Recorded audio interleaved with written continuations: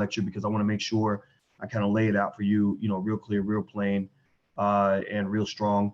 And so give me a second. I'm going to fire out a text message real quick to let our friends on text know that we are about to get started. And in case you aren't aware, in case you did not know, this is the home of the Black Economic Revolution. I am absolutely determined in this life to start a fire. And the fire I want to start is one where I want economic strength to be one of the most important values in the Black community. And we are well on our way. We reach over 1 million Black people a week. And it's pretty cool to reach 1 million Black people a week with knowledge and intelligence and stuff like that. We are in a battle. We're in a constant battle against ignorance, buffoonery, coonery, old school blackface. We get mad about Megyn Kelly talking about blackface and not finding it offensive. But truth is that you got a whole lot of Negroes that are very happy to put on blackface every week. So, and if you ever want to see it, you need to go no further than some of the hip hop music that's being put out here. It's kind of ridiculous. Give me a second here. Give me 1 second. Okay. All right. So just so you know, for those of you who are new here, some of you are new, some of you have been hanging around for a while. You know that we're kind of a crazy bunch of Black people, and we think very differently from from other people. We kind of don't do things the way other people do them. We are solution oriented. We're not afraid of anything, and we are not afraid to tell it like it is. I think that right now the number one problem we have, in our community, one of the big problems is this thing. I don't know if you even want to call it political correctness or what, but it's something where we're afraid to really call things out. We're afraid to really attack issues head on. We're afraid to challenge things and question people and all of that. And it's not something where I think it should be sort of like a warfare type scenario, but I think it's definitely something where we have to find new solutions. One of the things that we don't do as Black people, I think, is we don't venture out. We don't venture out into the world to find new solutions to old problems. Instead, we use old solutions to old problems and get the same old damn results. Seriously, tell me about any new solutions you're seeing being pushed forward by any of our politicians out here. And a lot of times the reason that old solutions are being applied over and over and over again, just like literally like a hamster wheel, literally like a hamster running on a wheel, and he's running his butt off and he's not going anywhere. The reason that you see the same thing happen in the community over and over and over again is largely because people don't understand history. If you don't know history, then you don't know that, okay, we're trying this great thing that we think is brand new this generation. Well, they tried it in the 80s. It didn't work in the 80s. But because nobody taught you about the 80s, then you don't know. So you waste your whole life. You literally waste your entire life. You waste your entire life doing something that somebody else already did and did not work. And I think it's appalling. So if you want to know why I hold people like Dr. Claude Anderson in such high esteem, it's because people like Dr. Claude Anderson are the ones who come back as elders and say, well, we tried this in 1942, and here's what happened. That this thing that they're doing to you now that you think is brand new, that you think is like cutting edge, that they did this to you, in 1847, and they've been doing it since then. You just didn't recognize it because you thought it was something different, right? You do know, for example, a lot of people right now talk about what's going on with the Trump presidency for good reason. The Trump presidency is kind of interesting, kind of disturbing in a lot of ways, right? And Trump's slogan, what was Trump's number one slogan during the presidency? It's on the hat. It's on the Kanye West hat, right? What? Make America great again. Make America great again, right? Did y'all know that slogan has been used like repeatedly by multiple presidents? Bill Clinton used to say, we're going to make America great again. I remember hearing George Bush say, we're going to make America great again. And the reason that they can do that, the reason they can literally take a slogan or an idea that was already applied, 4 or 5 times and apply it again and have it work like a charm is because people don't know history. It's no different from the way Diddy makes hit songs. Diddy, when he did make hit songs, he ain't really had a big hit since Biggie was alive. But when Diddy does make his songs, what was he doing? He was basically taking old songs that were really good that young people didn't know about and adding something new to it. Like, but if the beat was hot in 1968, he was like, it's gonna be hot in 1998. It's gonna be hot in 2008, right? So basically, we just kind of forget. We don't think about history. We don't learn from our mistakes. We don't try to grow from the choices that were made in the past that did or did not work. So what I want to really push for is the idea of utilizing new ideas. I want to push for an expansionist, a psychologically expansionist mindset, that really stands as sort of a general policy of our community in terms of what we do as a people in order to be successful. I'm not interested in doing the same stuff. If you tell me to do something and you say this is the solution for Black people, I'm going to say, okay, well, either show me a place where it's been done, where it worked, or let me know the history so I can make sure that we're not just repeating what's already been done. And if it has been done, why didn't it work the first time and what needs to be adjusted the second time? Like integration, the integration did not work for Black people. Integration did not work. Integration made you feel better. Integration made you feel like you were a more worthy human being. You were already worthy, but you kind of needed white folks to tell you that you were worthy. It's like the Wizard of Oz, like the cowardly lion. He thought he was just a coward just because he had no heart. And they were like, you were always courageous. You always had it in you. You just need somebody to tell you that. Same thing. Or the Tin Man, had no what was it? The Tin Man. Well, the cowardly. I can't remember. What the Tin Man? What the Tin Man I have? I can't remember. One of them didn't have a heart. One of them didn't have a brain. One of them, the Scarecrow, had no brain. I know that. And then there was one that was missing something. I don't know. Maybe it was a kidney or something. Anyway, I'm being stupid. But the point is that what you think. Courage. Okay, courage, heart. Okay, I see heart, courage. All right. So y'all correcting me. Y'all. Okay, no heart, no courage, or no. All right. Anyway, let's move on. We ain't here to talk about the Wizard of Oz, but my point here is to say that most of the time, the things that you think you're missing, you actually have those things. You're just waiting for somebody to validate you, for somebody to stamp you on the forehead. And typically what they're stamping you with is what they call, actually, I've heard somebody refer to as the good nigga sticker.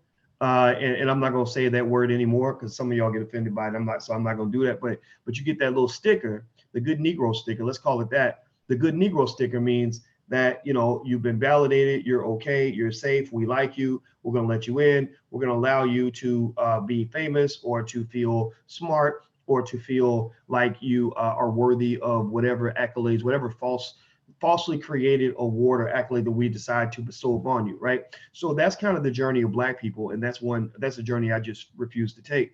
So what I wanted to do was I said, I spend a lot of time just kind of being hopeless about, a lot of what's going on with our community. A lot of stuff frustrated me, stressed me out. It didn't make sense to me. Back when I was in graduate school, I took the standard path to Black success, which was to, get my little sticker and to play the game and to go get as much education as possible. And hopefully that would lead to good economic outcomes. And I remember my awakening started when I was about 24 years old, when I started to just question everything around me. And I started looking around and saying, this doesn't make any sense. Why is it that, when it's all said and done, when the dust settles, Black people are always the ones who end up in prison more than white people. When you get done doing all the math, Black people are always the ones who end up with less money than white people. Like when you figure everything out, it's white people in first place, Black people in third place.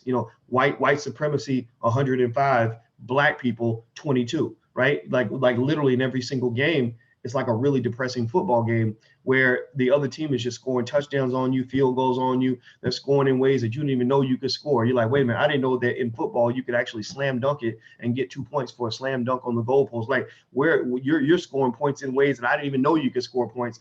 And we sit there and we say, wow, we're losing and we must be losers.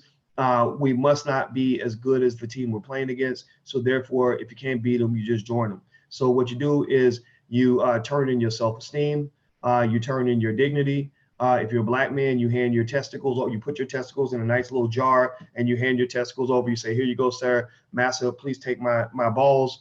And you basically submit yourself to the person who hates you the most. You turn yourself in for slavery the same way some of our ancestors, not all of them, the same way some of our ancestors turned themselves in for sharecropping back back right after slavery. When they were freed, they were thrown out into this competitive society without any resources, any know-how, any skill, any opportunities, no nothing. They came back to the plantation and they said, Massa, I can't make it. I need your help. Can you please take care of me? And they literally came back for slavery. They wanted to be slaves again because they did not know how to survive.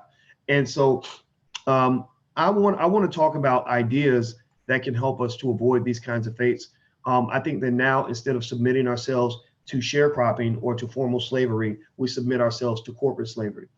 Corporate slavery is it's a lot like regular slavery, except for the fact that you won't get beat. You don't actually have to do it. So maybe it's a little more like sharecropping, but it's slavery in the sense that slavery actually is technically defined as a lack of freedom.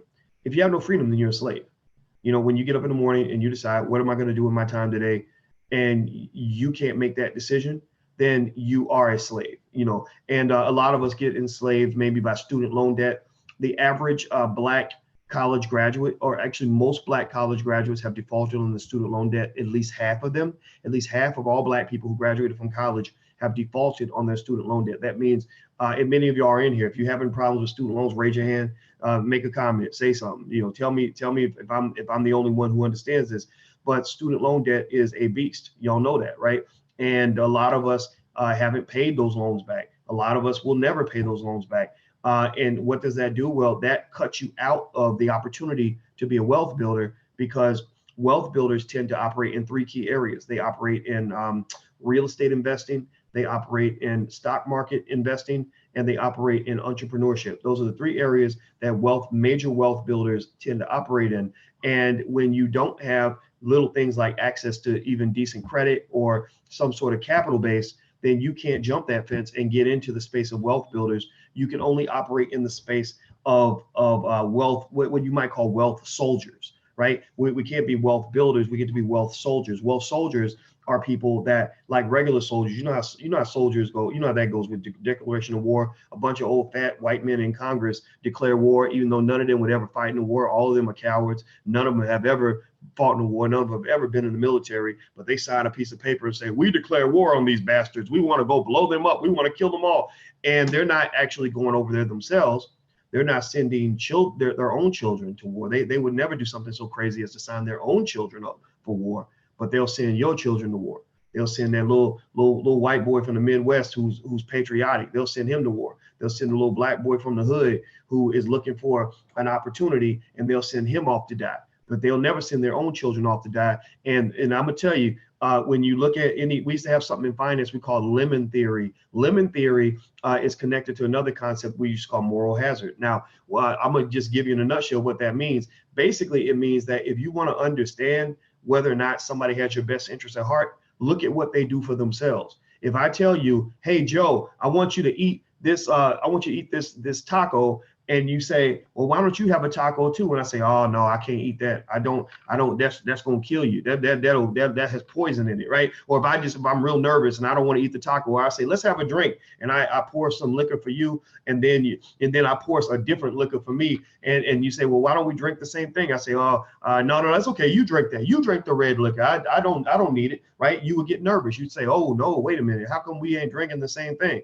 Right? Why don't you drink out of this glass so I can make sure there's no poison in it? Well, basically, when people are trying to pimp you, they follow Ice Cube's old rule from the song Dope Man. Y'all remember Dope Man? Dope Man, Dope Man. And what did he say? To be a dope man, boy, you must qualify.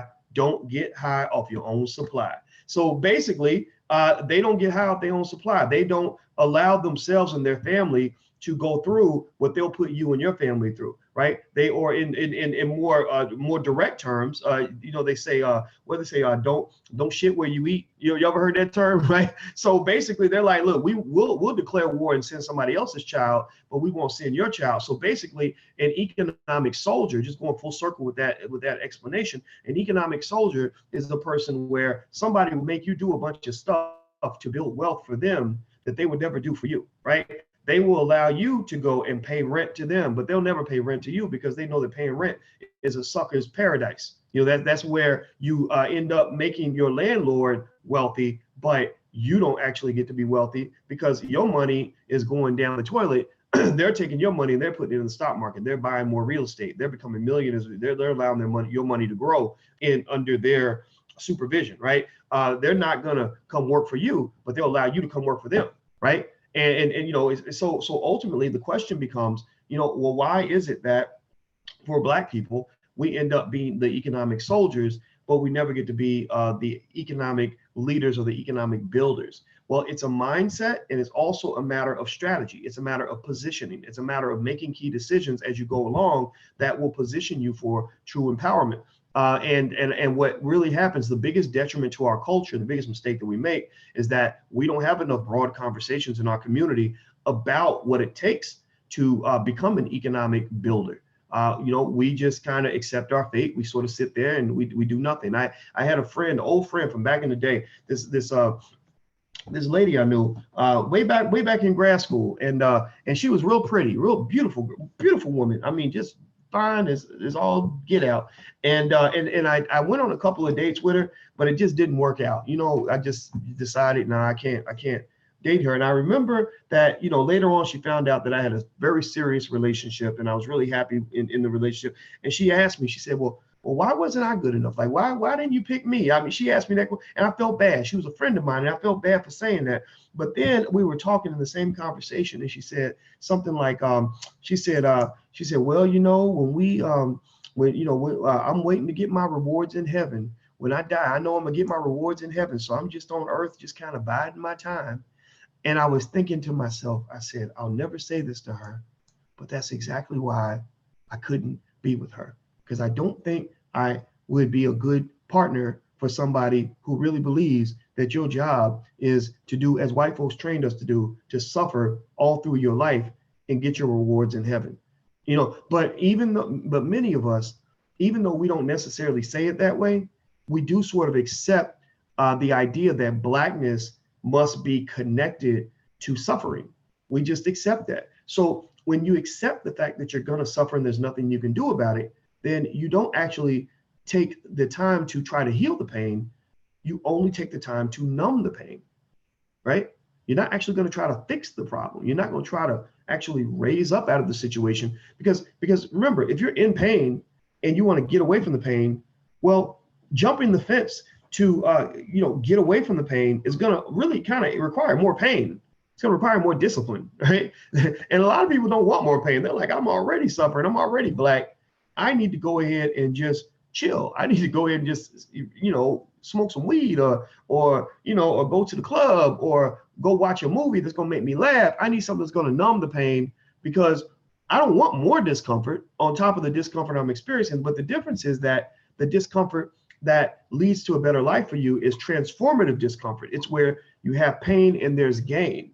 No pain, no gain kind of thing, right? You're going through additional pain so you can have additional gain. Whereas the other type of pain is sort of the slow burn that just erodes your soul and leaves you depressed and flat and broken and barely able to get by. You wonder why Black depression is so high, why so many Black women are depressed. Terry Williams, a woman I know, very nice lady, wrote a book called Black Pain. And she talks about how many Black women are just so depressed.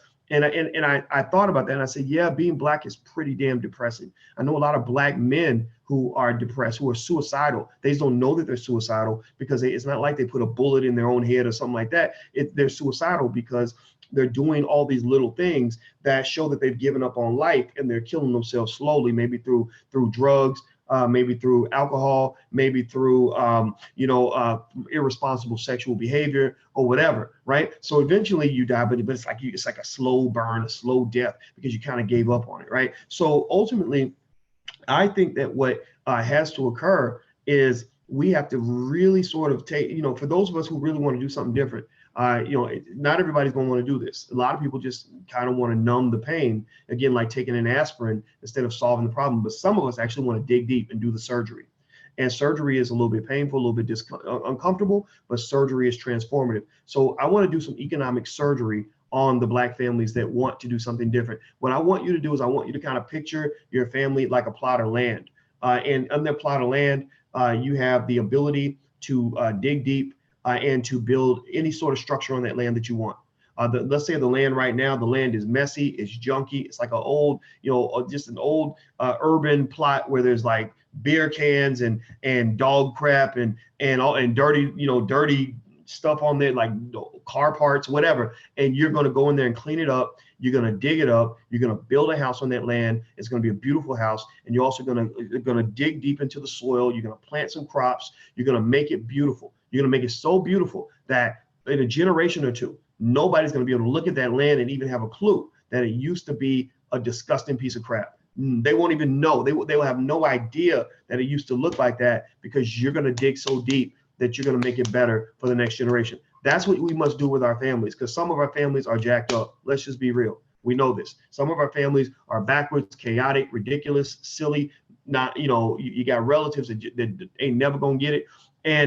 But remember, these relatives expire. People expire, right? So this is not a definition of who you're meant to be for the next 5 generations. This is just who you are right now. So many of us are breaking cycles. Many of us are first generation wealth builders. Many of us are first generation when it comes to Black excellence. Many of us are first generation when it comes to Black strength. Many of us are first generation when it comes to Black royalty. And it's okay to do that. It's a beautiful opportunity, because if you're the one who's really laying it down like that for your family, then guess what? You have an opportunity to be the king. You have an opportunity to be the queen. Let me tell you a story, and then I'm actually get to my lecture. Somebody was asking, is this the Black Dragon lecture? Yes, it is. But y'all know me. I speak from the heart, and sometimes I do streams of consciousness, but I have faith in that it's delivering, because I really do believe that I'm not a religious person, but I do believe that I'm one of many vessels from God.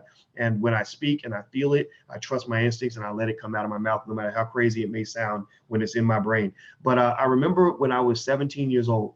When I was 17 years old, and my mama, she was the greatest cheerleader I ever had. I love my mama so much. And and she gave birth to me when she was 17. She was 16 and a half when she was pregnant with me. And her mama, my father, my biological father, he was 15 when she got her pregnant. I don't know the man very well. I met him twice. Anyway, so through the years, me and my mom, we're very close, as most kids are with their mothers. And my mother remarried my real father, my stepfather, when I was 3. So through the years, it was kind of a tough struggle. Kind of weird, kind of awkward. I remember going to school. I didn't feel comfortable there. I remember, my grades were really, really bad. I remember being told I wasn't good enough to go to college. All kinds of stuff. Same stuff they tell, 30% or 40% of all the Black males across this country. And but I remember one time I had a little victory. Sometimes these little victories, make a difference in terms of how you see yourself. And I had a little victory where I got in this little job. It was some stupid little job selling these knives or something stupid like that. I don't remember. But anyway, some of y'all might have even done the same job, because this company's pimping people all over the country. But there was a good product, but they are some pimps. So I remember after I got done, I was so proud. And I called my mom. I ran to a payphone. That's how long ago it was. And I called my mother. And she was so proud, she was like so proud of me. And she's like, I knew you could do it. And I was like, yeah, Mom, I did it. And I remember I said to her when I was 17, I said, Mom, every great family has that one person who changes everything, who makes the family great for the future, for future generations. I said, I want to be that person for my family. Like, I want to be that person in my family who makes the difference for my family, that everybody remembers as the one who changed everything. And I kid you not, I remember that conversation every time I start thinking about the things that are happening now. When I'm talking to all of you and I meet you in the streets all around the world, literally as far away as Jamaica and Guyana and England and all these other places I go where I'm bumping to you in the street. It makes me think about that conversation with my mother where I made that decision that whatever happened in the past don't really matter, because I'm going to help us build that future, right? So I think that for some of you, I'm hoping for some of you, all of you really, that you can make that you make that decision too, that you just say, it doesn't matter where we came from, doesn't matter what we've been through, doesn't matter, where I thought we were and what I thought we were. We're going to be something different in the future, and I'm going to be the catalyst. I'm going to be the crazy Negro in my family who comes in with a new agenda and a new attitude and a new approach and a new way of thinking that's going to elevate the hell out of this family, so that in 2, 3, 4, 5 generations from now, they're going to look back at me and they're going to say, this is where it all began. That is an opportunity. So being Black is not a curse. Being Black is the ultimate blessing. Being poor and Black is not a curse. Being poor and Black is a great opportunity for you to have a hell of a story to write when your time is up. Being Black does not mean that you are destined to be behind. It just means that you got some issues to fix and some opportunities for greatness that other people don't have. I mean, why do you think white folks go out and do crazy stuff like, jump off mountains and go go swim with alligators and whales and jump out of airplanes and go skydiving and go, whatever the hell they do? Like, why do you think they do these things? They do these things because, honestly, being white is not that interesting most of the time. Being born white and rich or white and middle class means that a lot of these victories and these battles have already been fought. They've been fought for you. Somebody else gets the credit for winning the battle, and now you're just sitting there and everything's good. You don't have any real problems. The biggest problems you have is that they took your favorite show off TV and you can't watch what Beverly Hills 90210 or something, right? Or the Kardashians have a new relationship and you're upset because Kim broke up with her last boyfriend or whatever, and you're bored. I really believe a lot of white kids get high on drugs because they're just bored. And I think that Blackness is beautiful because you're never bored, really. You always have an excellent opportunity to go solve a problem. There is an endless supply of opportunities for you to help somebody. There's an endless supply of situations where you can educate others and benefit your community. There are little children out here where you could say a couple of sentences to them that might change their life. So Blackness is a beautiful, wonderful experience in America and beyond. So I want you to look at it that way and see this as your opportunity. There's nobody who's ever done anything great who didn't run into a huge obstacle that they thought they couldn't solve. And then when they solved that problem, they became great. Greatness comes out of despair. Greatness tends to come out of misery. Greatness tends to come out of a setback, right? So look at your setback as your opportunity to be great. That's my point. All right, so let's jump into this lecture. I want to go ahead and share my screen.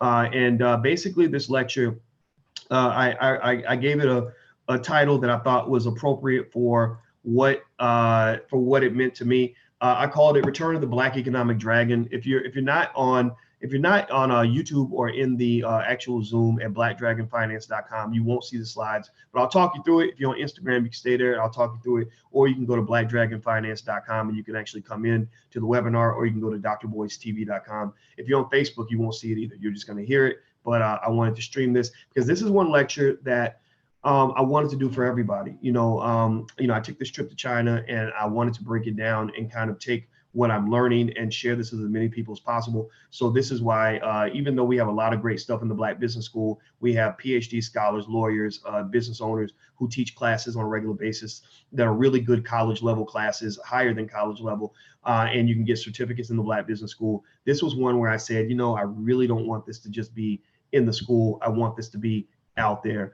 We can't do everything for free because we have a business, right? And so businesses actually have to make money. So I want to make sure you guys know that. But the good thing is that we try to do a fair exchange with you where we won't charge you very much. The university is actually charging an insane amount of money. That's why a lot of people are stuck in debt. So my goal was to create an alternative university for Black people that focuses on solving Black problems, that teaches Black people and Black children to be wealth builders. So we actually have one of the few, if not the only, Black business school for children, definitely the biggest. We also are developing a Black law school for children. We also right now have a Black law school for non-lawyers, for Black people that want to know the law. So we have high-powered attorneys that teach classes, law school classes. So we have a lot of great stuff in the Black Business School. But anyway, so with that being said, I sort of put together what I see to be the blueprint for Chinese economic domination and how Black people can learn this. Now, this is not a glorification of Chinese people as being better than Black people. This is not me saying, oh, Boyce wants to be Chinese now. None of that is true. This is a matter of Boyce saying, let's look for solutions everywhere. Let's think outside the box. You know, I'm tired of sitting inside the slave box. I don't want to be in the damn slave box. I need to be in the freeman's box. I'm getting out of the slave box. I'm tired of trying to solve African-American problems as an African-American with African-American thinking, because African-American thinking tends to be tainted with slave culture. We got too much coonery out here, too much buffoonery, too many backward ass people that are telling us all the wrong things. We got too many scenarios where people who are our former slave masters are controlling our thinking and telling us, well, you know, if Negroes want to get ahead, they should do this and they should do that and they should integrate and they should. Man, shut up. Stop it. I don't want to hear it anymore. I don't want to hear from you. Like, a woman who is in an abusive marriage does not go to her abusive ass husband to ask him how she can have a better marriage. She should not do that. She should not go to the man who beats her on Monday, Wednesday, and Friday and ask him, well, dude, do you think I'm pretty? You know, no, she shouldn't do that. She shouldn't go to him and ask him how she can be economically empowered, because he will never provide a solution that will allow her to ever have any true economic power in that household. So why in the hell would a woman who's married to an abusive ass man go to that man and go to his relatives and ask them, well, how can I be more empowered and how can I have a better marriage? That doesn't make any sense. So Black people, stop it, quit it. We need to stop. We need to start thinking outside the box, looking at people who've gone through similar situations to us, how they overcame it, get bits and pieces of culture from around the world and implement that into who we are as Black people if we're going to ever win this fight. We cannot win this age-old battle using age-old boring strategies and philosophies. So why did I do my research trip in China? One, because China is the great economic superpower on the earth. They used to talk about the president of the United States as the most powerful human being on the planet. Now they talk about the president of China.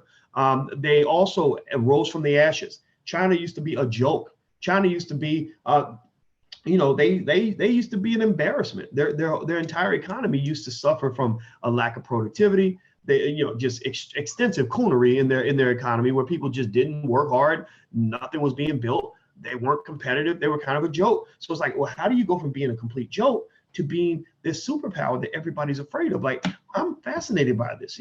Like how do you take a football team from being 0-12 to being 12-0? Like, tell me the story. There's got to be a story behind that. That doesn't happen by luck. So also, most communist countries, if you look around the world, most countries that practice communism and socialism tend to be very poor. Well, why is that? Well, because they unfortunately conclude that anything related to free enterprise and anything that even remotely looks like capitalism must be the devil and is evil and is bad, and we're going to burn down the factories and take over the companies and give the money away to everybody, and we're going to just hope for the best. Well, that's how you end up with economies like Venezuela, where Venezuela is so bad that people can't even buy bread anymore. People can't even get money out of the ATM anymore. Their money has no value. So basically, China is this communist country that has achieved extreme economic dominance. I was utterly fascinated by that. Also, they're currently in the midpoint of their 100-year plan. Here's the thing. They hated the fact that the United States and Western powers dominated them. This goes back many, many centuries of beef, where the Europeans were coming over and just taking advantage of them. And so they created a 100-year plan for economic dominance, global economic and political dominance. And it was interesting because they're about halfway through their 100-year plan. Now, some of you who may or may not have seen my lecture on the 100-year plan for Black families, I recommend you take a look at that. It's in my stock market program, which is at theblackstockmarketprogram.com. Don't forget that THE, theblackstockmarketprogram.com. It'll change your life. It's better than any college class you've ever taken, because it's applied specifically to Black people. And basically, it lays out a specific framework on how your family can easily, within one, definitely 2 generations, be in millionaire status. Very easily. It's not hard to do. Again, remember, I'm a finance PhD. I've taught college students for 25 years. I've done original research in academic journals. I know my stuff. I know it very well. And I'm telling you, it's not that hard to be a millionaire. You just have to have time. So China, similar to the 100-year plan we put together for Black families, they have a 100-year plan for their country. And the crazy thing about their 100-year plan is that part of their plan was to pretend like they didn't have a plan, right? You know, like literally, remember Lil Wayne said G's move in silence like lasagna, like in the word lasagna, the G is silent, right? Yeah, and then basically China said, you know, Chinese move in silence. Chinese G's move in silence. Very polite, very like, yes, okay, absolutely. And next thing you know, you turn around and you're wondering why they have all the money and you have none, because G's move in silence. That's what they do. So they're currently halfway through their 100-year plan. But if you ask them, China, you know, tell us about your 100-year plan. What is the plan? They're gonna be like, what plan? We have no plan. We just want to get along with everybody, right? While they're steadily kicking you in your ass. Let's keep going.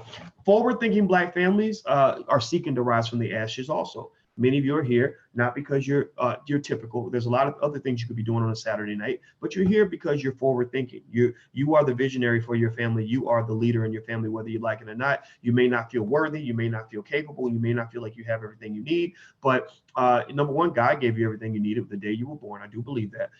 Number two, you can pick up everything you need by continuously learning. And then three, I have a lot of things that I think you might need in terms of knowledge and understanding, and I'm with you. I'm partnering with you. I would love to be your guide, and I think I can help you get there. All right, so let's keep going. Our families need a 100-year plan.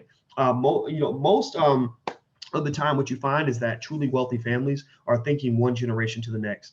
I think they said rich families think in decades. They think one decade to the next, and poor families are thinking one weekend to the next. They're thinking like, where am I going to go this weekend? What am I going to do this weekend? Like, do we go to the comedy club? Do we want to go to the movies?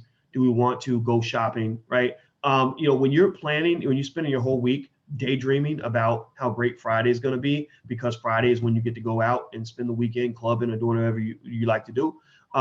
That honestly is kind of a poor man, poor woman's thinking.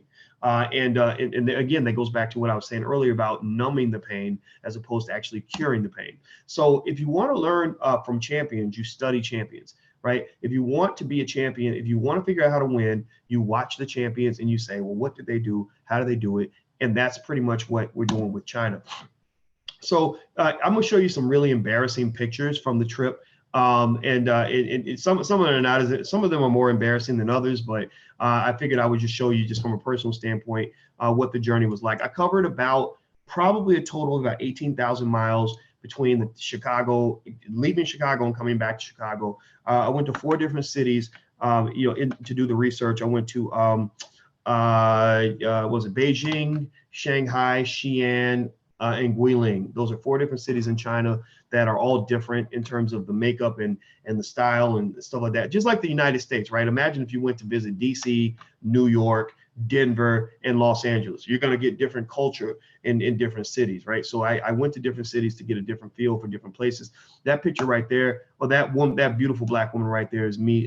That's just my way of celebrating Black love. I think that, for every Black man or Black woman, if you have a good Black man or Black woman that stands by you despite your ridiculous behavior, you need to shout them out and give them respect. So she is the queen, and I love her very much, and I respect her tremendously. So I want to make sure, it's okay to know that, right? I like loving out loud. I think that's okay. Also in the background, you see that dragon in the background. That was a place called Yuan Garden. Yuan Garden is one of the landmarks. I think it's in Shanghai, if I'm not mistaken. It might be Xi'an, but I believe it was Shanghai.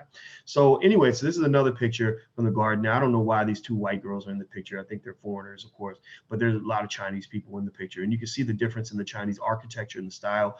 And but then it's funny because you see this old school architecture right there in the middle, where some of the stuff is literally hundreds of years old, but you also see the Dairy Queen in the back, right? So you kind of see this interesting mix of the old and the new. And that was also Shanghai, which is a city that kind of reflects that. Now here's another picture of Shanghai.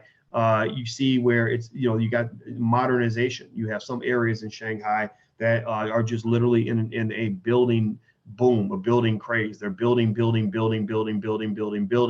And everywhere you go, they're building. Every city I went to, they were building. Every, Xi'an, I saw entire apartment complexes where they were building. And I thought that was really interesting.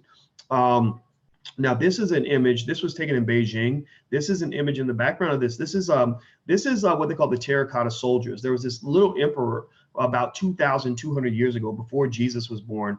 who built. Now, somebody who's on Facebook, if you're on Facebook or Instagram, you cannot see the pictures. So if you want to see the pictures, go to either go to blackdragonfinance.com and join actually in the live stream, or you can go to drboycetv.com and watch it on YouTube. So one of the two, blackdragonfinance.com or drboycetv.com. That's how you can see the images. And so look at that horse in the background. I mean, this was built over 2,000 years ago. This kid is crazy. This kid literally, I think he was a little Donald Trumpish in the sense that he had this massive ego. So this kid literally wanted to build this gigantic tomb that's like miles and miles wide, where he wanted to take all of his soldiers and all of his, their concubines and everything else with him. That's what they used to do back then. When the emperor would die, they would literally take like all these people with them. If you were in their army, they buried you alive with if you were a concubine, they bury you alive with him. I mean, it was sick. It was a sick practice. So eventually, I think they got rid of that, thank God. But what this kid did was he just said, well, I'm going to make replicas of all my soldiers. So, and I'm going to make replicas of all the chariots. I'm going to make replicas of all the horses. And every single soldier was different. It wasn't like he made the same one 8,000 times. He made 8,000 different versions of all of his soldiers, where every one of them was just like the original person, like insane. They had 700,000 people working on this tomb, and they made, I think, 8,000 soldiers, 200 or 300 chariots, several hundred horses. And in his mind, he felt that these replicas would protect him in the afterlife. He said, if I go to heaven or wherever the hell I'm supposed to go, that I'm gonna need my army to protect me. So he built these terracotta warriors, which I thought was a huge waste of money, but I guess now they're making money because it's like this, they made it almost like an amusement park. And so this is an example of one of the terracotta warriors. You can see the warrior, and the crazy thing is, like, the way you see his face and all that, every single warrior had a different face. They had a different hairstyle. They had different shoes. Everything was different for each one. So he has 700,000 people working for decades to build this massive under-tomb army that was going to protect him in the afterlife. It was kind of ridiculous. And this is a bigger picture that shows you how many they found. They found them in 1978. So look at that. I mean, you see hundreds and hundreds right in this picture alone, or all these were built back then. So that was in Beijing. Here's another image. This is when we were having fun and kind of being silly, and we went to Guilin, which is kind of like a little more romantic, of a place. So she loved that place a lot. I thought it was nice too, but we thought we would like do like corny stuff, like imitate the statues that were there. So you can see where we took every statue and sort of just did a pose that was similar. And I did that not just out of respect for her and because it was fun, but also because I just really think, I mean, if you look at media, you just don't see that many examples of a black man and a black woman who love each other. Like, you always see dysfunction portrayed in media by Hollywood and these people that hate black people and don't respect us. And so we kind of both agree, like, that, hey, it's important, especially for us, we're in our 40s. We like for young people to see, like, hey, there are black men that love black women and think black women are awesome, and I got an awesome black woman. So I was like, okay, well, let's go ahead and do this. So I'm done being corny. All right, so here's the Great Wall of China. If you ever visit the Great Wall of China, just remember, like, you're gonna have to walk up a lot of steps. So if you bring grandma, make sure grandma has been eating her Wheaties and she's been, doing her Pilates or whatever she does to be in shape. If you bring a little kid, just know the steps are kind of big, so they're bigger than the kid. But I saw old people walking up all these steps. I saw little children walking the steps, so it is doable. But just know the Great Wall of China is not a simple visit, at least to the part that we went to. These are images of like these bugs and stuff. There was a guy that was literally like cooking bugs, and people were eating these bugs on a stick, and it was disgusting. And the people did it, and of course I didn't eat the bug. I can't do that. Moving on, and I'll just quickly go through. And this is probably my most embarrassing moment, but I thought it was actually kind of funny. So I'll let you guys kind of watch this. We were on this city wall in Xi'an, and I guess from 5,000, 3,000 years ago, there was like constant risk of being invaded, right? So everybody had these big walls. So there's the Great Wall of China, there's city walls, all this stuff. So there's this big thing, the city wall of Xi'an, and we were on the city wall of Xi'an, and we were just like, let's have some fun. So she dared me to like show my breakdancing skill. Just so you know, back in the day, I was a very good breakdancer. I was the best breakdancer in my school. And I had a breakdancing group with my homeboy, who was actually a white dude, and we called ourselves the Salt and Pepper Shakers. So you can watch this video if you want to laugh. Don't make fun of me, because I know I look crazy. Dance. What? What? Go boys. Go boys. Go boys. Go boys. Go ahead. You got it. Go ahead. You got it. What? Break it down. Break it down. All right. To the top. What's up? What?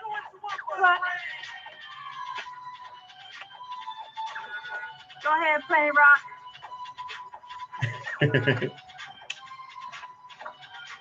What? Pop, lock, planet rock. What? What?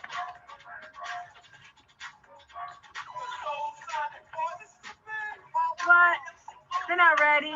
They ain't ready. It's China. Get to China. Okay.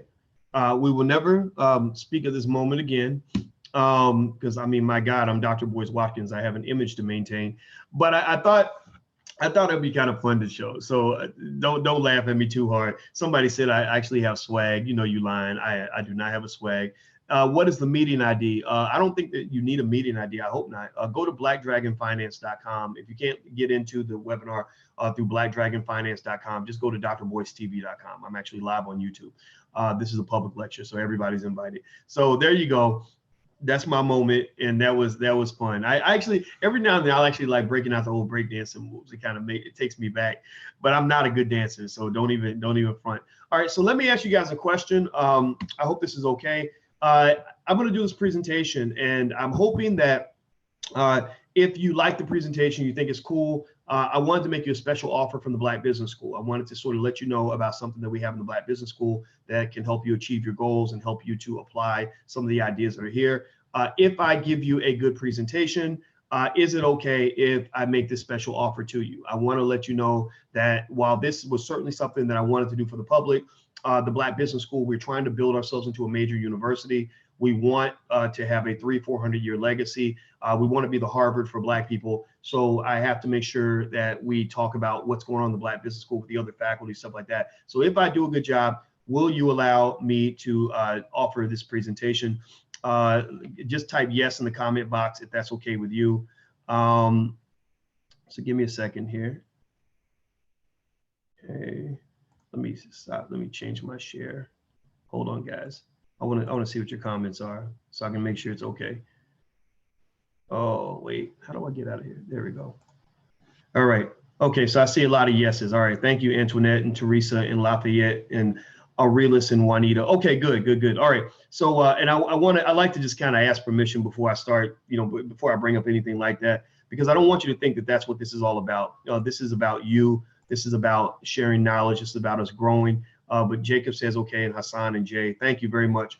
Because as you know, when you have a business, the reality is that, you've got to build something that generates revenue so you can, put the money back into the community, feed Black families.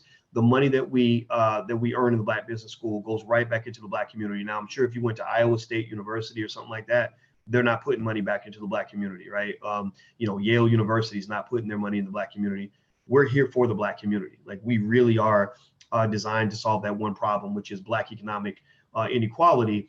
And we don't want equality. We actually want Black economic strength and competition, right? We want to actually dominate other people. So at the end of the day, that's what the Black Business School is all about. We're here for you, and it's important for you to know that. So thank you very much for giving me permission to kind of talk about it. But let's jump into these 10 reasons why the Chinese are kind of onto something. Now, China dominates the world economically. Let's not forget that. They were once struggling. They even had a drug problem, actually. They had something called the Opium Wars in the 19th century. The Opium Wars were driven by the fact that the Chinese leadership was sick of the fact that they had, so many people that were hooked on drugs. They had white folks from Britain dumping drugs, dumping heroin onto their community, just like they did with the crack epidemic in the 1970s and 1980s and 1990s, right? The same way the CIA dropped crack into Black communities, they were dropping opium into the country of China. So you had leaders that literally said enough of this. So they were burning down opium houses. They were shutting down the ability of the British to trade in their community. And this was kind of the beginning of what you see now. Right now, to this day, the Chinese are very protective of their community. They don't let people from around the world come in and pollute their way of life. by bringing in these crazy ideas, selling unhealthy products. They don't let that happen. Well, there's a history to that. They had to go through what Black folks went through. They had to go through a period where they had to say, get the hell out of our community. And so basically, the opium wars were the result of that. Also, within one generation, they've emerged as a great economic superpower of the world. They didn't do it through luck. I believe Black people can do this too. Also, you must understand there's a formula, just like winning football games or whatever it is. There's a formula behind everything. So here are 10 things I sort of put together. I'm not an expert on China. I did travel that 18,000 miles. I did dozens of interviews. I went through 5,000 years of Chinese history. Me and Dr. Alicia, that's the pretty Black woman that you saw in the picture. We actually walked through Shanghai for hours, and we're listening to an audiobook on Chinese history to understand not just what we were seeing, but how all that was built. Like, where did all that come from? What was the thinking that led to what we were seeing around us?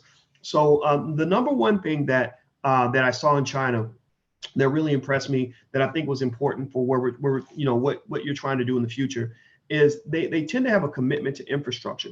In infrastructure, a simple definition of that would be, systems, tools, and training and equipment that make it easier to achieve your goal. It's a lot like, if you think about it, when a new football coach gets hired by a school, they know it's going to take years to build a strong football program because they have to develop infrastructure. They have to get the right coaches. They have to set up the right systems. They have to go recruit the right players, develop those players, implement the offensive scheme, defensive schemes, all that stuff, create a culture. You need infrastructure, right? And so in China, what I noticed is I saw a lot of infrastructure in terms, for example, bullet trains. They have bullet trains that fly all through China at 250 miles an hour. We don't have any bullet trains in the United States, right? Here we are, we're supposed to be the richest, greatest country in the world, and we can't even afford to build bullet trains, right? But they got bullet trains everywhere. We got Amtrak. Amtrak sucks. I've used Amtrak. Amtrak's horrible. It's slow. It's garbage. Whatever. It's not terrible. It's like good if you compare it to 1920s transportation or something. So it's a good old fashioned rickety way to travel. But they got bullet trains that'll zip you across the country really fast. Imagine if we have bullet trains where you can go from New York to LA, and get there in half a day, or go from, LA to Dallas, and get there in a few hours, right? Like they have the bullet train infrastructure. We don't have anything like that. The educational system's built around everything that you're seeing in China. There's a reason why everybody kind of does a lot of things the same way. There's a reason why a lot of the businesses were structured the same way, had the same process, same culture, same everything. I was fascinated by even the fact that even I would go to different cities and see the same products being sold by the street vendors. And I said, okay, so they got a distribution system, supply chain scenario that is allowing all these people to access these same products and sell them all over the country. They have buildings. The national bird for China is what they call the crane, the building crane. Like literally now they literally make that joke that the national bird is the crane, because everywhere you go, they're building more infrastructure. And so anyway, it kind of makes me think about, a person that I met who told me, she said, I want to start building wealth. I want to change things in my family. I want, to have a generational legacy. And I said, well, tell me about your life. Tell me about the structure of your life. What is the infrastructure of your life? And she, basically she was working 40 to 60 hours a week, depending on whether or not she was doing overtime. I said, well, how much do you have in your savings? Have you been saving, investing at all, even a little bit? She had no savings. I said, so tell me about your educational background. Like what training do you have? What skills do you have that can help you make more money? Have you ever learned how to start a business? And she said, no, I never did that. I think she went to school and learned a skill. They helped her get a job, but she didn't have any skill when it came to wealth building, things like that. And so I said, well, the first thing you got to do is you got to develop infrastructure in your household. You right now don't have infrastructure because you don't have any time, to invest in what you're trying to do. You don't have the skill necessarily to do what you're trying to do. Like if I say go start a great business, or here's a $1 billion business idea on a platter, if you're not trained in business, then it will be hard to execute that, right? You don't have the savings. A lot of times to start a business, you need a little bit of money, initial startup capital to get started. I said, you have to work on developing that infrastructure so that you can make moves.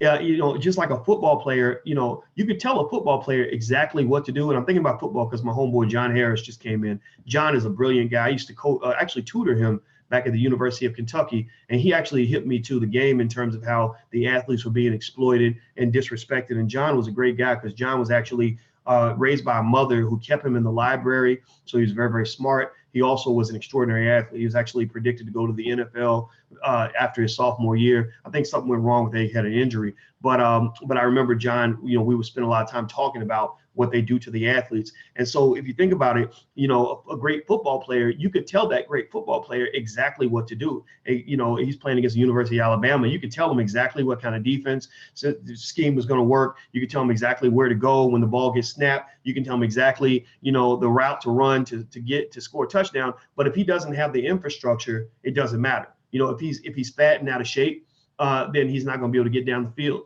If he doesn't have any training in how to make a tackle, you can tell him where to go to make the tackle, but he's not going to be able to do it, right? And so ultimately, infrastructure is kind of this advanced preparation that you must do to be in a position to take advantage of opportunities. If you don't have good infrastructure in your family, then you can't take advantage of opportunities. So what will happen is you will think that there are no opportunities when opportunities are like flying by you every day. Whoosh, whoosh, whoosh. The problem is that they're flying over your head because you don't have the infrastructure to take advantage of them, nor the insight to do that, right? So the question is, what economic infrastructure exists inside your own household? You know, are your kids, what infrastructure are you developing for them? Are they reading, writing, and doing math and studying business on a regular basis? Or are they learning how to, just go out and get a job, you know, fill out job applications, right? Are they learning, the skills necessary to communicate, you know, in a business setting or to make an investment or whatever? Or are they spending all their time on the football field or the basketball court? There's nothing wrong with going to the football field or the basketball court, but I would argue that you don't want to have your kids spending more time doing that than they spend doing the things that are actually going to make a difference in their lives. Most people out here are worried about money. So if you want to prepare your children for the future, you prepare them for money. You prepare them to understand money so they can know how to get it and know how to keep it. Do you have information and symbols around the house that remind your kids and your family of the importance of economic power? You can have basic things. You know, for example, in the Black Business School, we have a lot of principles and models set up. We have the Black Core of Three. That is the economic model, the economic educational model for the Black community. We have the KID model, knowledge, investment, discipline, for turning your child into the millionaire. We have the COST model, cooperative economics, COST, contribute, own, save, invest, target. We have the POISE model of economic strength for Black children, producer, owner, saver, investor, entrepreneur. So we teach our kids to keep their poise. So do you have things around the house that kind of remind them of how we think in this house? You know, your house is like the Chinese government. You know, the reason I think you can actually implement Chinese governmental ideas to your house is because China is a communist country. China is not a democracy. It's not a place where everybody votes and decides who the president's going to be. No, they don't. If they have a vote, it's a fake vote. It's just a pretend vote. They literally have a president for life, and they pretty much give instructions from top down. Now, in America, we're taught that that's always a bad thing. And maybe it is. Maybe compared to our democracy, maybe we don't want to have that sort of government. I'm not advocating for that. But in my household, when I was a kid, we didn't run our house like a democracy. Tell me if I'm lying. Tell me if anybody else grew in a household like that. We did not have a democracy in my household. We had a communist dictatorship. It was like collectivism. We're all in this together, but mom and daddy make the rules. And they didn't take a vote. My parents did not take a vote to decide like what time the kids are going to go to bed. They would tell us when we were going to go to bed. You know, they didn't take a vote to decide, you know, where we were going to go on vacation or what food we were going to eat every day. They told us what we were going to eat. We come home and we smell food, and mama would tell us what was being cooked that day, right? So given that that's the case, you know, then that kind of speaks to this idea of you as a parent in your household. Forget the rest of the Black community.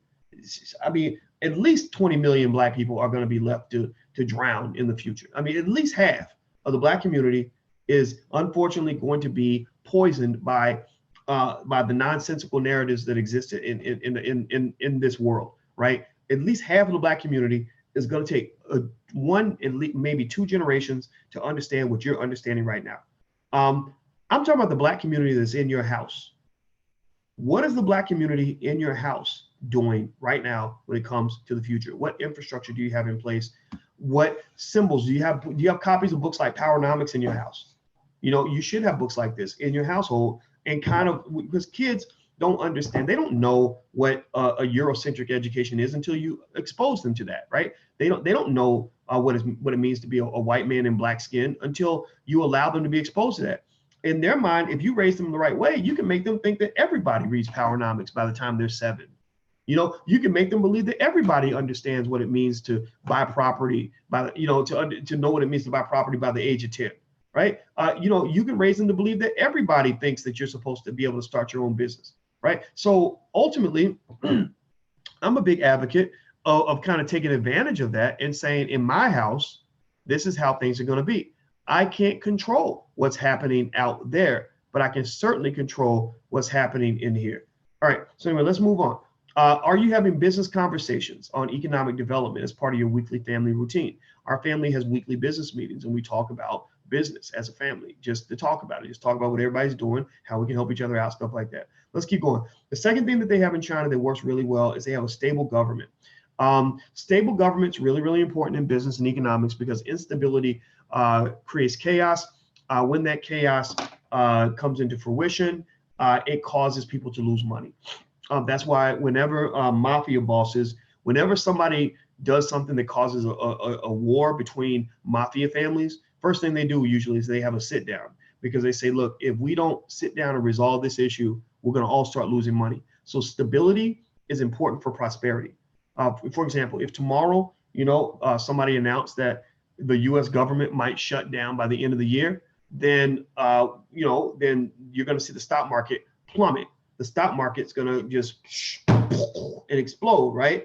Why is that? Well, it's because, you know, at the end of the day, when there's not stability, there's risk. And when there's risk, everybody gets nervous. When everybody gets nervous, you don't have good business occurring, right? So stability is extremely important.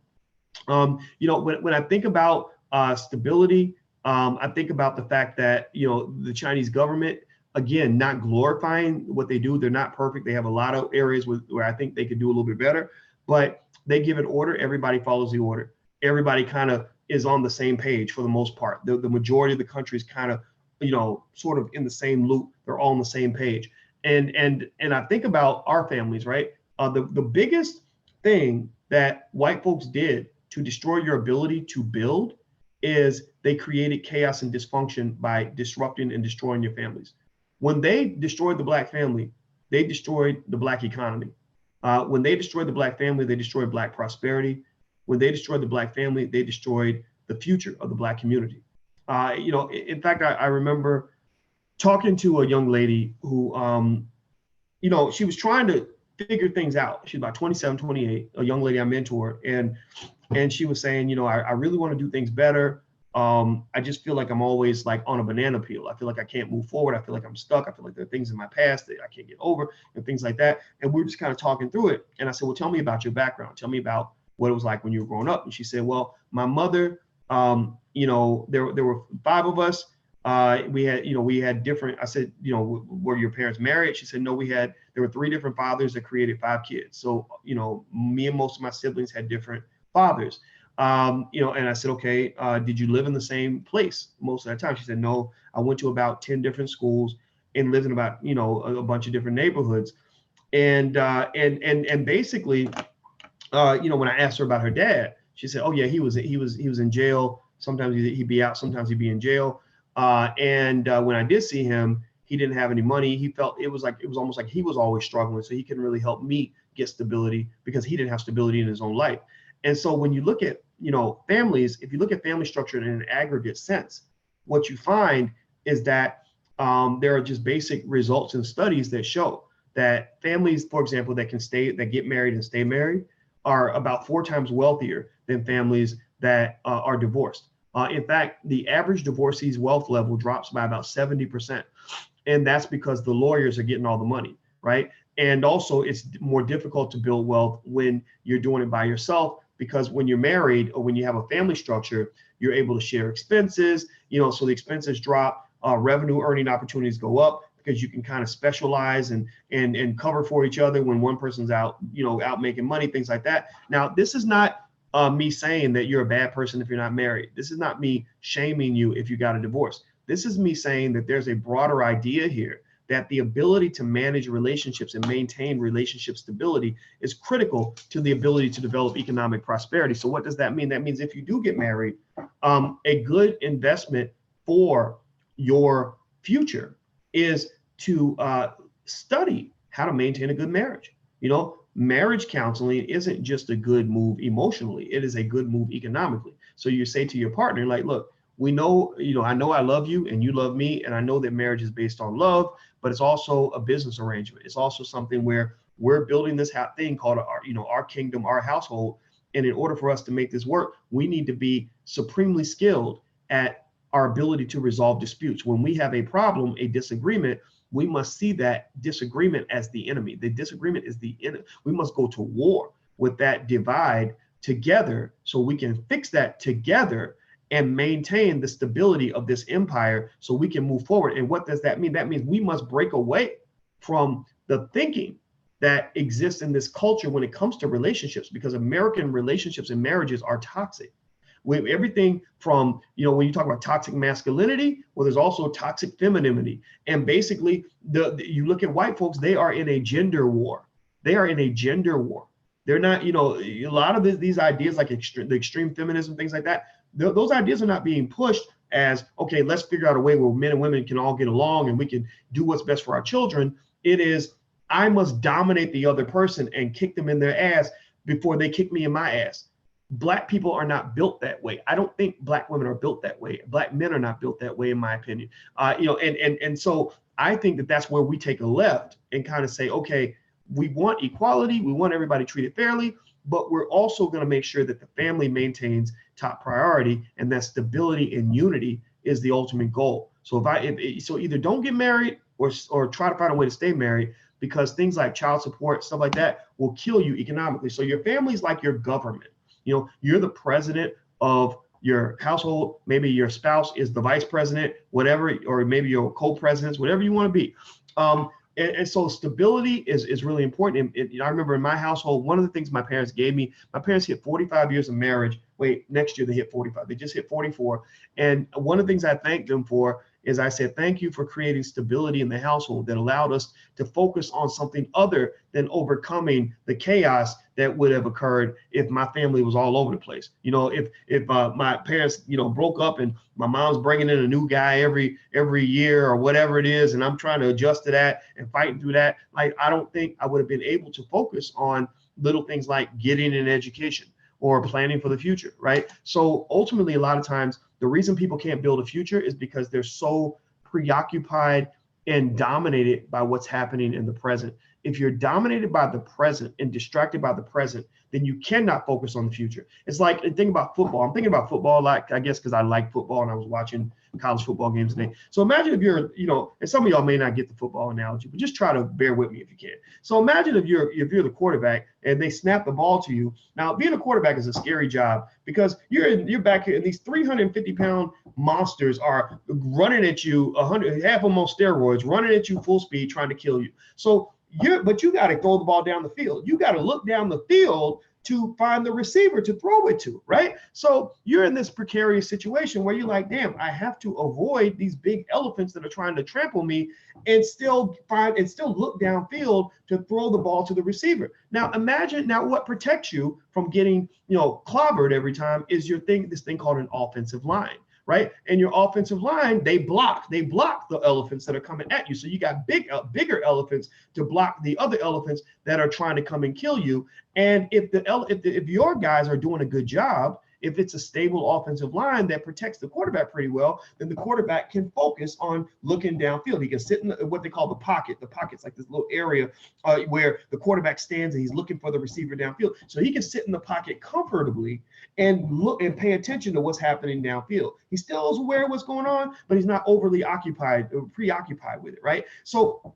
now compare that to a situation where the offensive line is not stable, where the guys can't block, or let's say they choose not to block. They're just lazy. They don't want to even protect you. Well, so these gigantic elephants, these big, massive dudes are coming in at 100 miles an hour and knocking your block off and giving you concussions and brain damage and broken bones and all this other stuff. Well, you're not going to be a good quarterback. You can't pay attention to what's happening downfield, because you're constantly having to watch your own back because you're worried about what's going to happen when these big guys get through the line and come and try to kill you. So the same thing is kind of true when it comes to stability. If you have no stability in your life, if your environment is unstable and you're constantly being trampled by all these 300-pound problems that are coming and knocking your head off, then you can't focus on the future. It's hard to focus on the future. Your children can't focus on the future if their household is in complete disarray.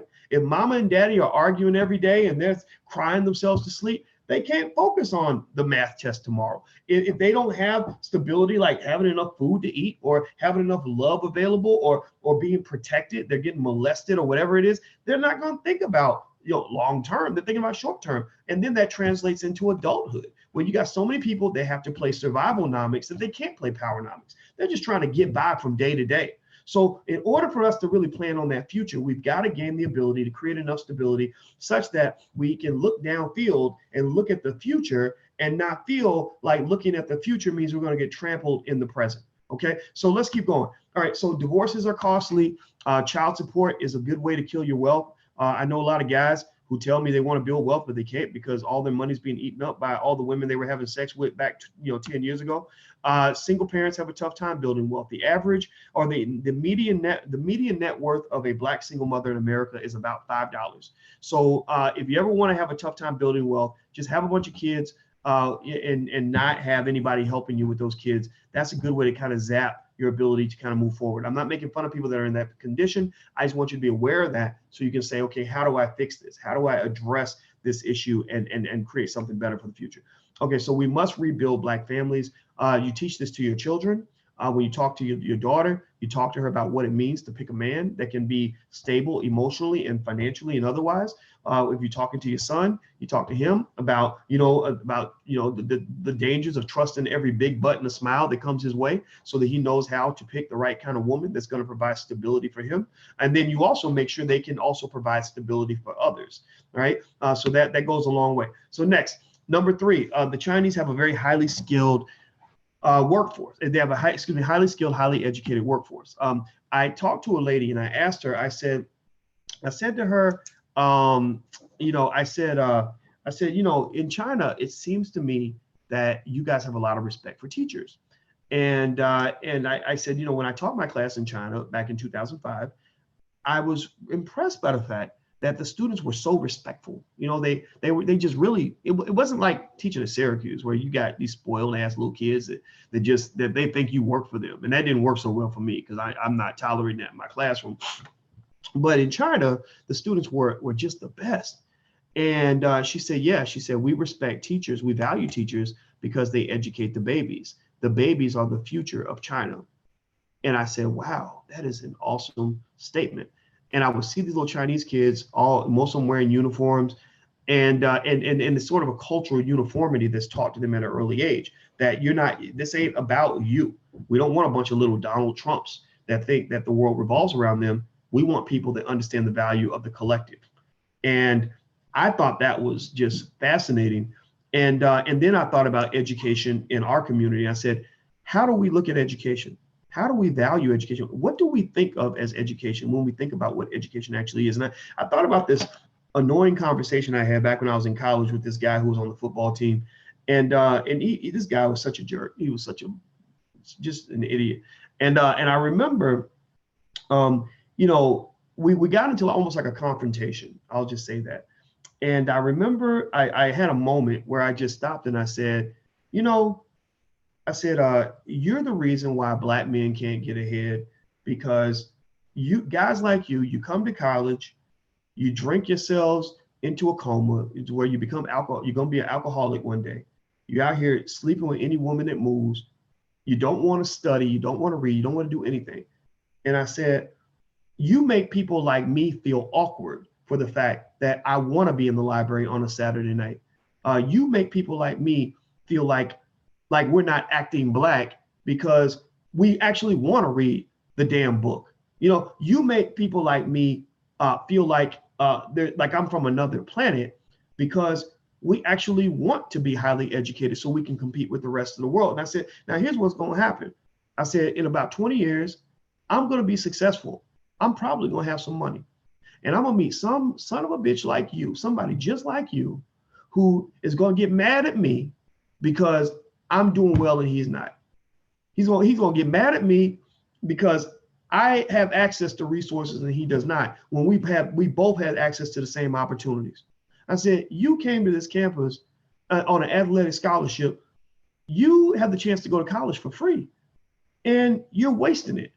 And then later on, you're gonna act like somebody victimized you when your life doesn't turn out to be what you think it's gonna be. And I thought, and after I made that statement, I remember thinking, okay, I'm probably going to get my ass kicked now, because this guy was probably about 250 pounds and 6'4". And so I was trying to figure out which door I was going to run out of after he got up and started beating me down. But he didn't. He actually didn't do that. I think I actually made him think, and it almost embarrassed him a little bit. And it just made me think about the toxic culture that's fed to our people when it comes to education.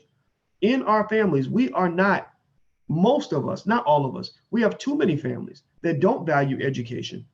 And then, wonder why you don't have the skills to compete. If I'm Black and I know that, that I'm being faced with genocidal extermination on a daily basis, I'm going to read everything I can get my hands on to avoid the genocide. Instead, we're actually taught to prepare ourselves for the genocide, to serve ourselves up to the genocide, serve our children up to the genocide, the same way a KFC chicken fattens itself up to get ready to be slaughtered so somebody can eat it, right? Like you literally have scenarios where people are given every opportunity to learn things. I mean, again, racism is a bad thing, but there's no white man that's ever told me that I can't read a book. There's no white man that's ever stopped me. They don't show up at my door and say, we heard some Negroes was reading in here and that's against the law. They did that during slavery. They don't do that anymore. So why would we choose to act like slaves? So ultimately, when I think about education, the educational system, for Black people, the entire educational system from fruition to completion is pretty much a scam. It's pretty much a complete disaster. It's an embarrassment. It is a distraction. It is a waste of resources. It starts with the fact that you're raised at an early age to worship white people. And that's also taught in the church. When they put the white Jesus up there and you're worshiping a white man, that's also another area where your mind is controlled. Again, imagine if every white person in America was worshiping a Black person. Like you had a picture of Dr. Boyce Watkins in every white church in America, and they worship me like I was a god. You think about how crazy that would be, right?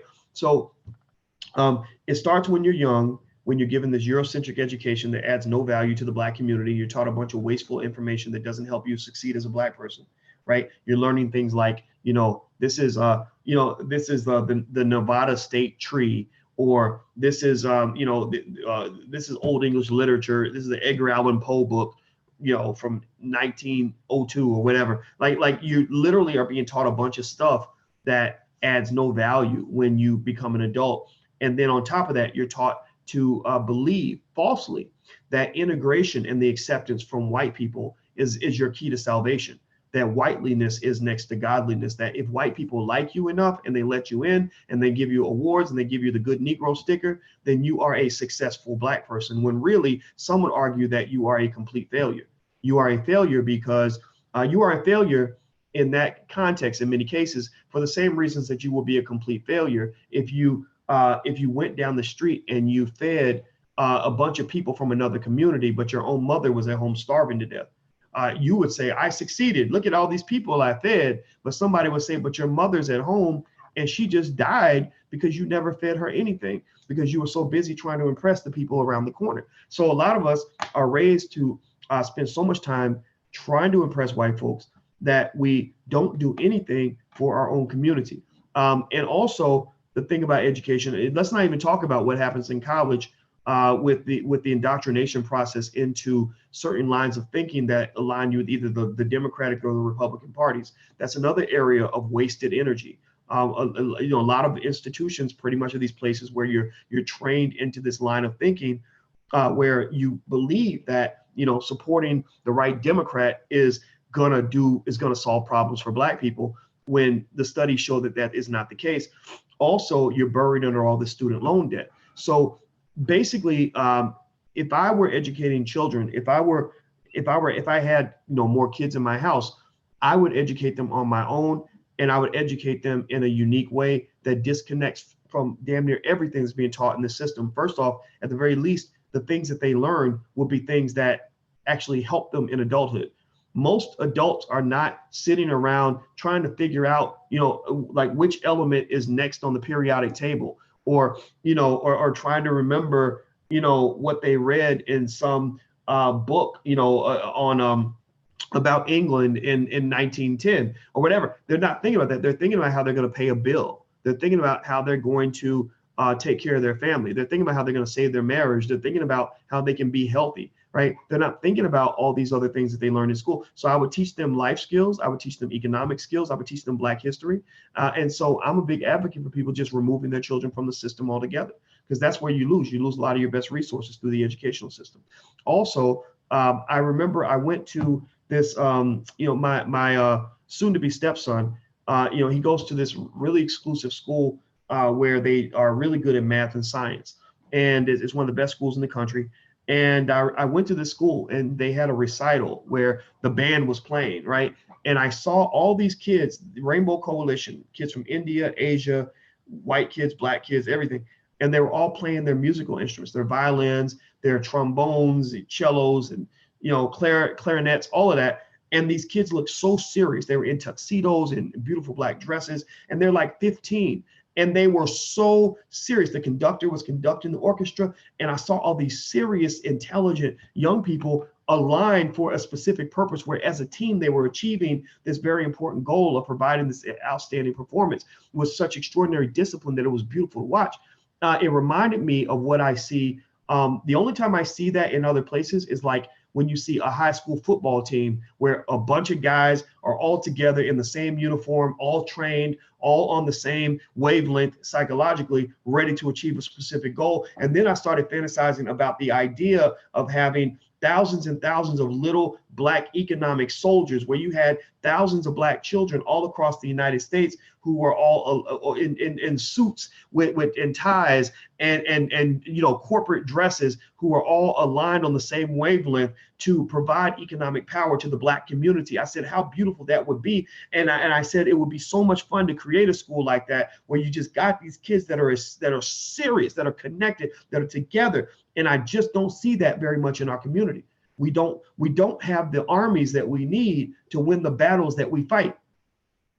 We don't have the armies that we need to win the battles that we fight. So Black people need more educational versions of military schools. We need like literally scenarios where you've got dozens and dozens of kids that are all trained in the same specific way to all solve the same specific problem, which is the economic strength and liberation of the African American and Black communities worldwide, right? You do that, then you start winning the game. You do that, then you start finding that the tables get turned. So trained people are better at making money, point blank, period. That's why education should be extremely important in your household. You don't need to go to school to get an education. All you need is to put yourself in front of a book or in front of some knowledge or watch videos, whatever it takes. But trained people are better at making money. So do not allow anybody to ever let you or your children think that it's okay to be Black and ignorant. If you're being Black and ignorant is like literally cutting your own throat. If you agree to be Black and ignorant, then you're asking to be a slave. Moving on, our school systems are failing. We believe in the Black Business School. We believe in what we call the Black Core of Three. The Black Core of Three means that we believe Black people can educate our own children, create our own jobs, and support Black business. I don't believe that children are better off going to schools where they're educated by other people. I don't believe that we're better off begging for jobs from the people who used to hate us. And we are not better off when we're giving all of our money away to other people. Similarly educated people are better at being on the same page. So again, going back to China, I saw just a uniformity. Like every person I talked to about what it was like to be a kid in a Chinese school had a similar story, and many of them kind of end up growing up with a mindset where it's like China first. We taking care of China, baby. We're gonna get China to the top of the map. We're not trying to be loudmouth individuals. We're trying to be a collective that does well playing a team sport. The Chinese also don't let other people educate their kids. I dare you to go and try to set up something where you're educating Chinese children as much as Chinese people are. You go into Chinatown and you say, we're creating a school for Chinese children, and we want you to bring your child, and the school is free. And I want you to see how quickly they tell you to get the hell out of their face. They don't let other people educate their kids. Black people, on the other hand, we let everybody educate our kids. So the question is, who's educating your kids, and what are they teaching them to do? Why would they ever have an incentive to educate a Black child to be an empowered Black person?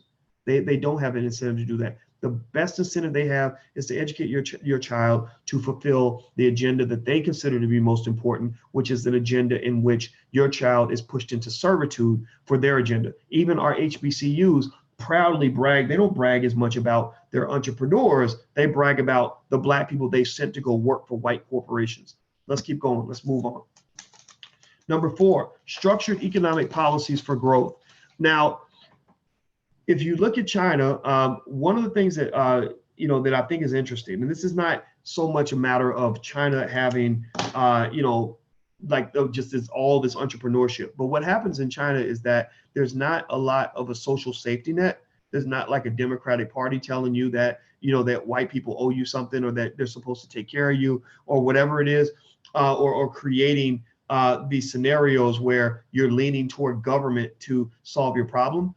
There's a lot of entrepreneurship because people just sort of see that as the method for survival.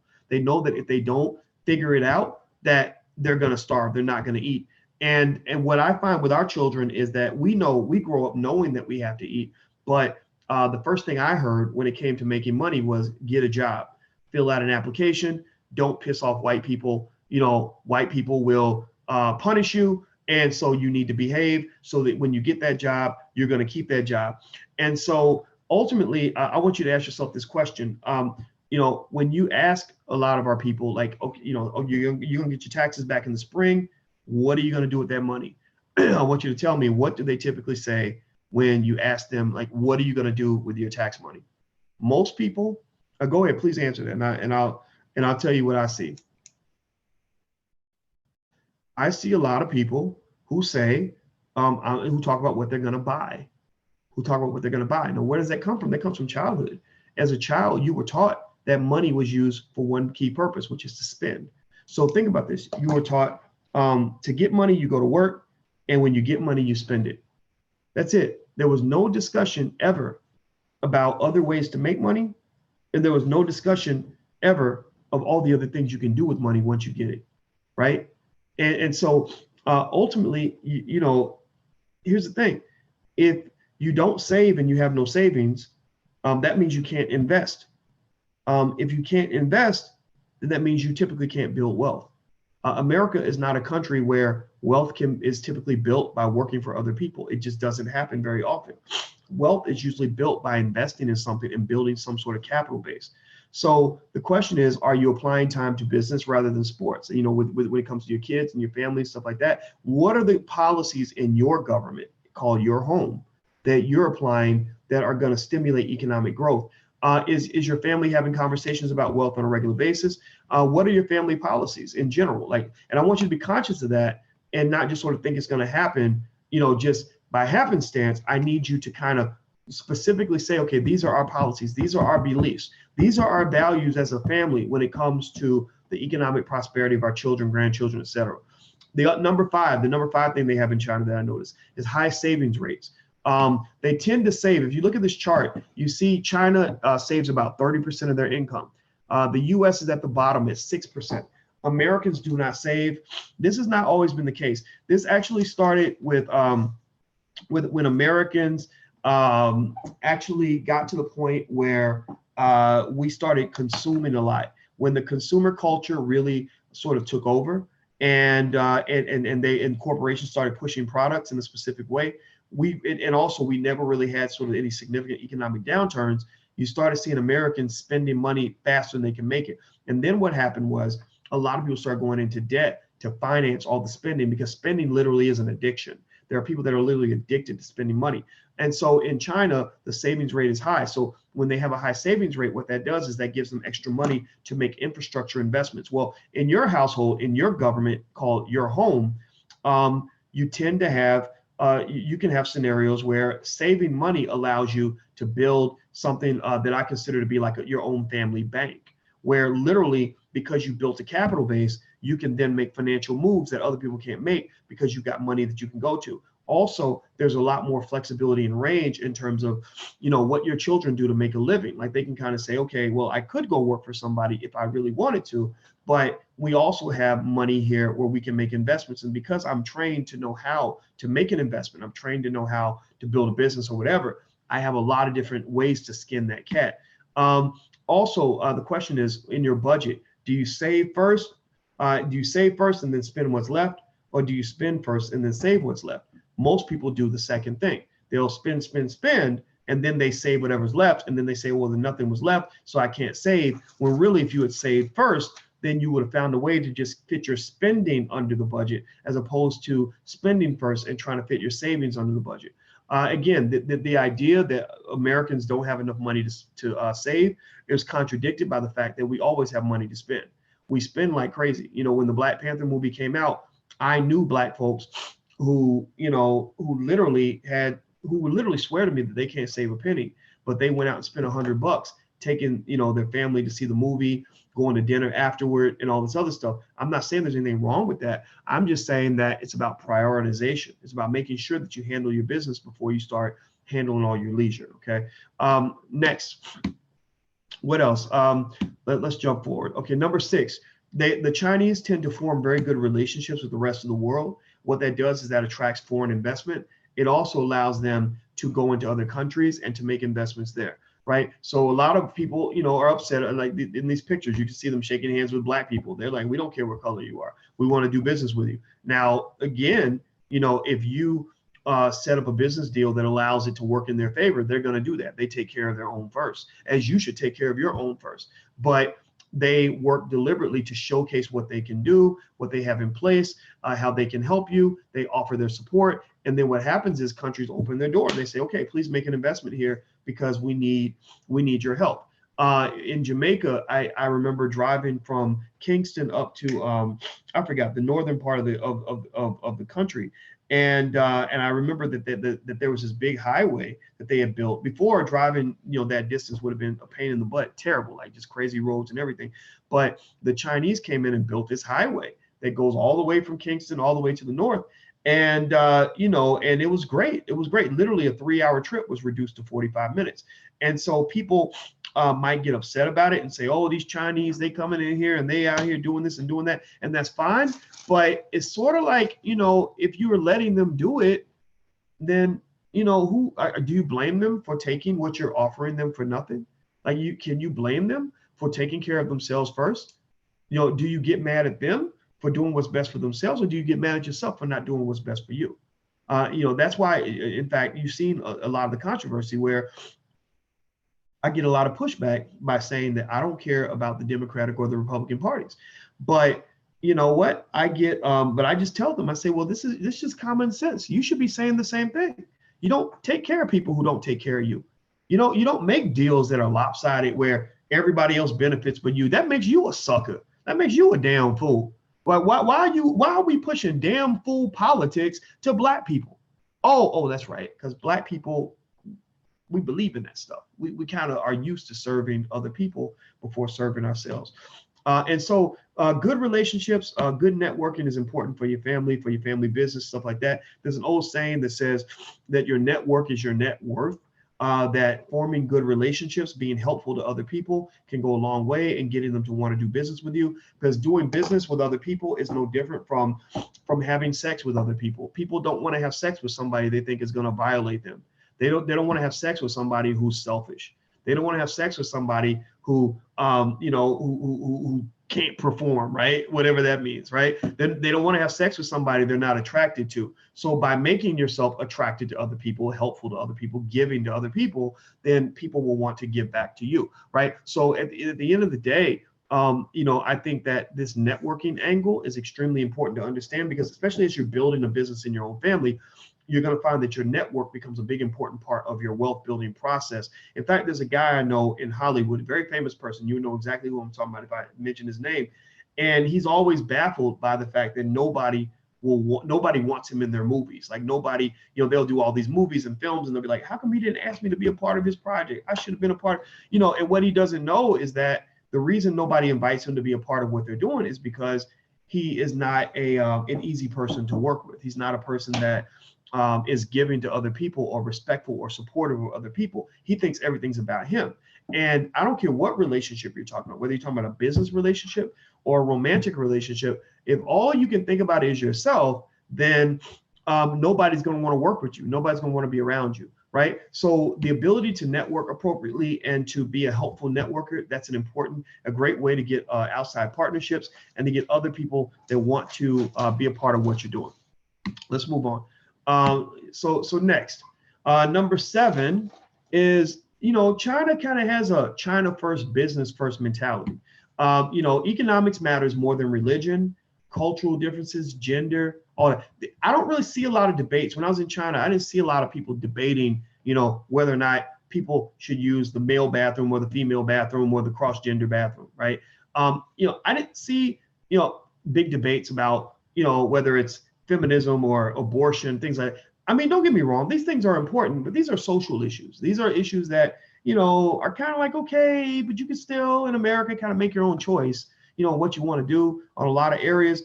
Is it really something worth debating? Like, do I really want to debate all day as to whether or not I think Donald Trump is a racist or not? Not really, because I don't know the man. I don't talk to him, and we don't spend much, and I got bigger problems to solve. I got other things to do. He don't like me. Well, I don't like him either. Let's get back to the stuff that really matters. And so what I find in China is that they kind of have a mindset that says, everything else can be talked about, but everything else, all the social issues are secondary to the number one goal. The number one goal in China is, let's get this money, y'all. Let's get this money, right? And then at that point, it's like, if you want to be gay, be gay.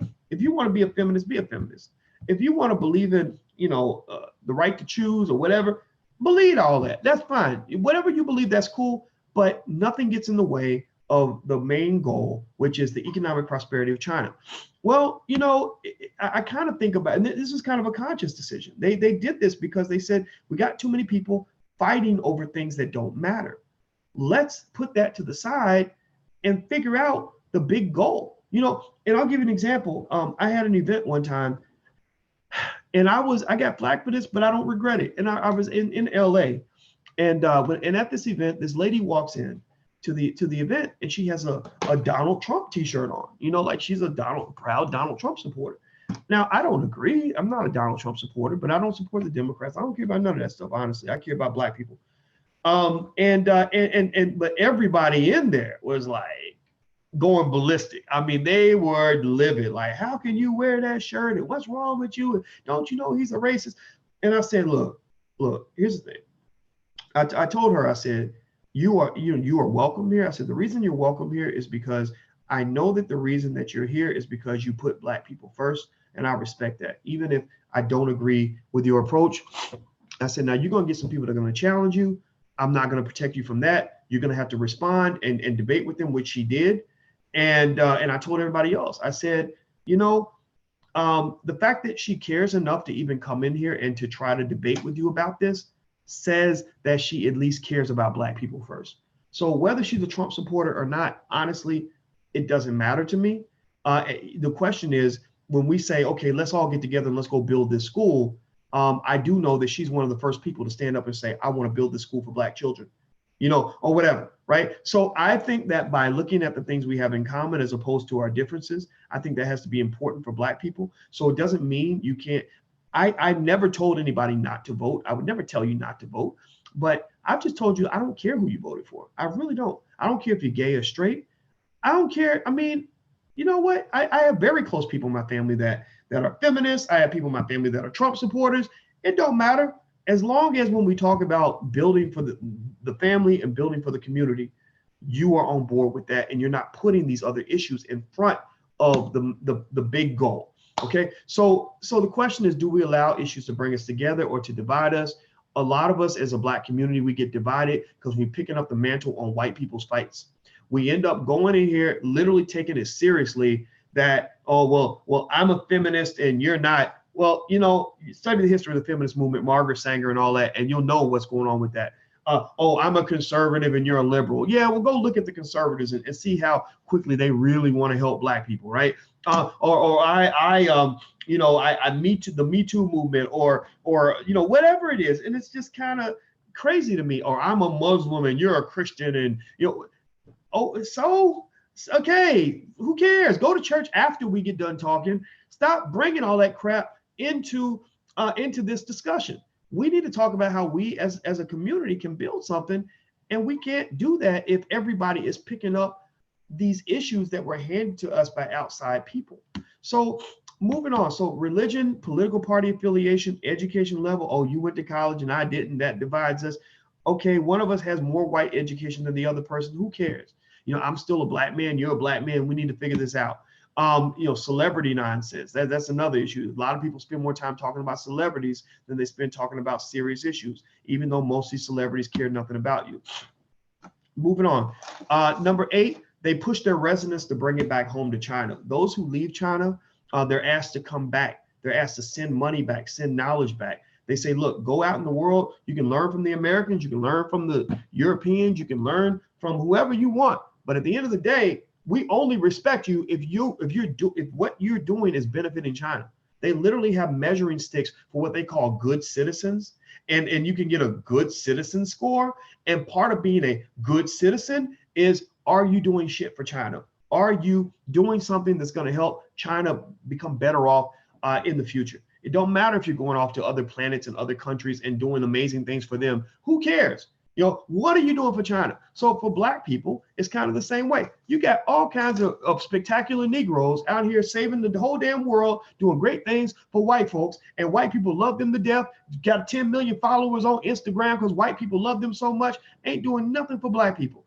Those people are not successful black people. Those people are miserable failures. Why? Well, because they're not bringing anything back to the black community, and it's ridiculous. It's appalling. And you know what else? All of us have been miserable failures at some point, including myself. We've all been miserable failures. Let me tell you why. Let me do some basic mathematics. There's 8,760 hours in a year, 87,600 hours in a decade. Over the course of a 40-year working career, you will have lived over 300,000 hours during that time. About a third, at least a third, maybe as much as 40-50% of that 300,000 hours of the waking hours that you have on this earth are spent working for white people. You literally have spent 40-50 hours a week, 5 days a week for 20, 30, 40 years doing nothing but dedicating your whole entire life to building corporations that are owned by other people. Literally, all your skill, all your expertise, all your experience, all your free time has been nothing more than a complete donation to white supremacy. You've dedicated your life to building the very institution that you claim to be trying to fight against. Some of us look at it, and it ain't your fault. It ain't your fault. You were trained that way. You were trained since birth. They train you to be that way. But when you really look at it on the surface, you're about as hypocritical as I am when I say I'm trying to lose weight, but I'm eating a banana split at 2 o'clock in the morning. Like, I'm so glad I have a smart black woman next to me who will say, well, wait a minute, Boyce, you say you want to lose weight, but that's not healthy food. And I'm sitting there about to put a big spoon of ice cream in my mouth, like, what? And I don't want to hear it. It makes me mad. Nobody wants to look in the mirror and see a complete hypocrite. Nobody, and I'm pissed because I want to eat this ice cream because it tastes good. It's comfortable. I'm addicted to the sugar. Like, why are you messing things up? Why are you throwing a wet blanket on my party right now? You being a hater right now because you're pointing out a very clear hypocrisy that exists in my behavior that I am choosing not to confront. So rather than addressing it, at that point I have two choices, right? I can either say, yeah, you're right, and dump out the ice cream. That's hard as hell. I can't dump out a good banana split. I still can't. Or I can say, damn it, Boyce, if you really want to lose weight, you need to eat fewer banana splits and more salads. You can't do this. You can't say that you're trying to lose weight and be eating a banana split at 2 o'clock in the morning. That makes you look stupid. So black folks, you can't say you fighting white supremacy and be funding white supremacy at the same damn time. You can't say that, I'm fighting for the liberation of black people in the black community and we're trying to get away from from these oppressive structures and all this other stuff when you're literally eating from these structures and feeding these structures at the same time. When you're giving your very best, your absolute best to supporting white supremacist infrastructure, then that kind of makes you even more dangerous than the Ku Klux Klan. You know, and it's hard to look at it that way, but I was thinking about that and I said, imagine if you have a black person who's like a high flying Negro who's like working at some corporation and they're an executive and they're doing extremely well. And you say, you're not around any black people. Everybody that works with you is white. You don't actually own that business. Somebody else owns it. You're helping them make money and all this other stuff. And you say, well, why don't you do something for black people? What are they typically going to do? They're going to say, okay, yeah, I do want to give to my community. And so I decided I'm going to start, I'm going to start volunteering at the Boys Club for 2 hours a month. Right? Like that's what it might be, something like that. Like I'm going to give 2 hours a month to the Boys Club, or I want to buy black. So I spent $30 at a black owned business, last week. That's cute. That's nice, but that's not a real contribution, right? You spent $30 at a black owned business, but you spent $3,000 at white owned businesses. So literally, how they have the 100-to-1 crack to powder disparity, right? Where a person sentenced for crack got a sentence that was 100 times longer than the a person that had powder cocaine, right? Well, you've got the 100-to-1 black economic disparity where you'll spend 100 times more money with white folks than you will with the black community, but still be really be thinking that you're making a contribution, right? Or you'll go give 50 hours a week to a white company that you work for and give an hour a week in donation of your time to the Boys and Girls Club as your contribution to the black community. Now, I'm not trying to say that this, again, it's not your fault. I'm not shaming you if you're doing it, because if I'm shaming you, I'm shaming myself, because I did the same thing for a very, very long time. But what I found was that, when I worked, let's say what you consider when I worked at Syracuse University. When I was working at Syracuse University, I had all this expertise, I had all this skill, all this, high level financial knowledge, and all of it was going right to my students who were mostly white. If you could not afford to pay $40,000 a year to go to Syracuse University, you did not get to hear my lectures. And I remember thinking, there's something wrong with this. There's something really wrong with this. I'm supposed to be a successful black man because that's what I was told. I was brainwashed to believe that I'm successful now. And I said, but I don't feel successful because I don't feel impactful. Success is impact, right? If I measure success by shooting a gun and having the bullet go through the bullseye, then I can't say I'm successful when I shot the gun and the bullet went through like somebody's head. Like, you know what I mean? Like that's not success. That's not impact. That's not me hitting the target, right? So a lot of us miss the target. We're doing the work, but we're not hitting the target. So I was doing the work, working hard. I mean, I was a hardworking black man. I was writing research papers nonstop, complete workaholic, obsessed with learning finance at the highest levels, but I was missing the damn target because I was missing the black community. And so when I transitioned over and eventually did things like the Black Business School and the All Black National Convention and the crazy things I do on the internet, I said, okay, now I feel a little more successful because now I'm hitting the target. I had to come to terms with my hypocrisy, reject traditional ways of thinking that are fed to us to control us at an early age. And I had to say, to myself in an honest way, okay, this is what it means to hit the target. Hitting the target for me means if I ain't talking to black people, then I ain't talking to nobody. If I ain't talking to black people, I'm talking to a ghost. And I had to retrain my mind to believe this because it was so contradictory to everything I had been taught as a little black boy growing up in Kentucky. I'd been taught, like integration taught us, that when white folks accept you and bring you in, then you're successful. You made it. You got away from them Negroes. So now you're good. Being away from black people was good, right? And now literally you could put me in front of the most important white people on the planet. Like I could win the Nobel Prize tomorrow and speak to the Nobel community or whoever the hell, I'm not gonna cuss today, but whoever the hell shows up when somebody gets an award, and a bunch of white men like with beards and stuff and whatever from different European countries. And I would literally feel like what I was doing didn't matter at all. Like I would really just say, yeah, okay, I changed the mind of some white guy from Switzerland. Who cares? That benefits Switzerland. Or yeah, this white lady from Connecticut respects me immensely and thinks I'm great. But I don't care about white people in Connecticut. Don't get me wrong, they're not bad people, but that's not my community. You understand? So ultimately, I encourage you to, at least if you can't do it yourselves, teach this to your kids. You gotta hit the target to have an impact. Impacts that do not hit the target are not successful impacts. If you tell me, if I'm a football player and you say, I remember I've been watching college football all day, so that's why the football analogies keep popping up.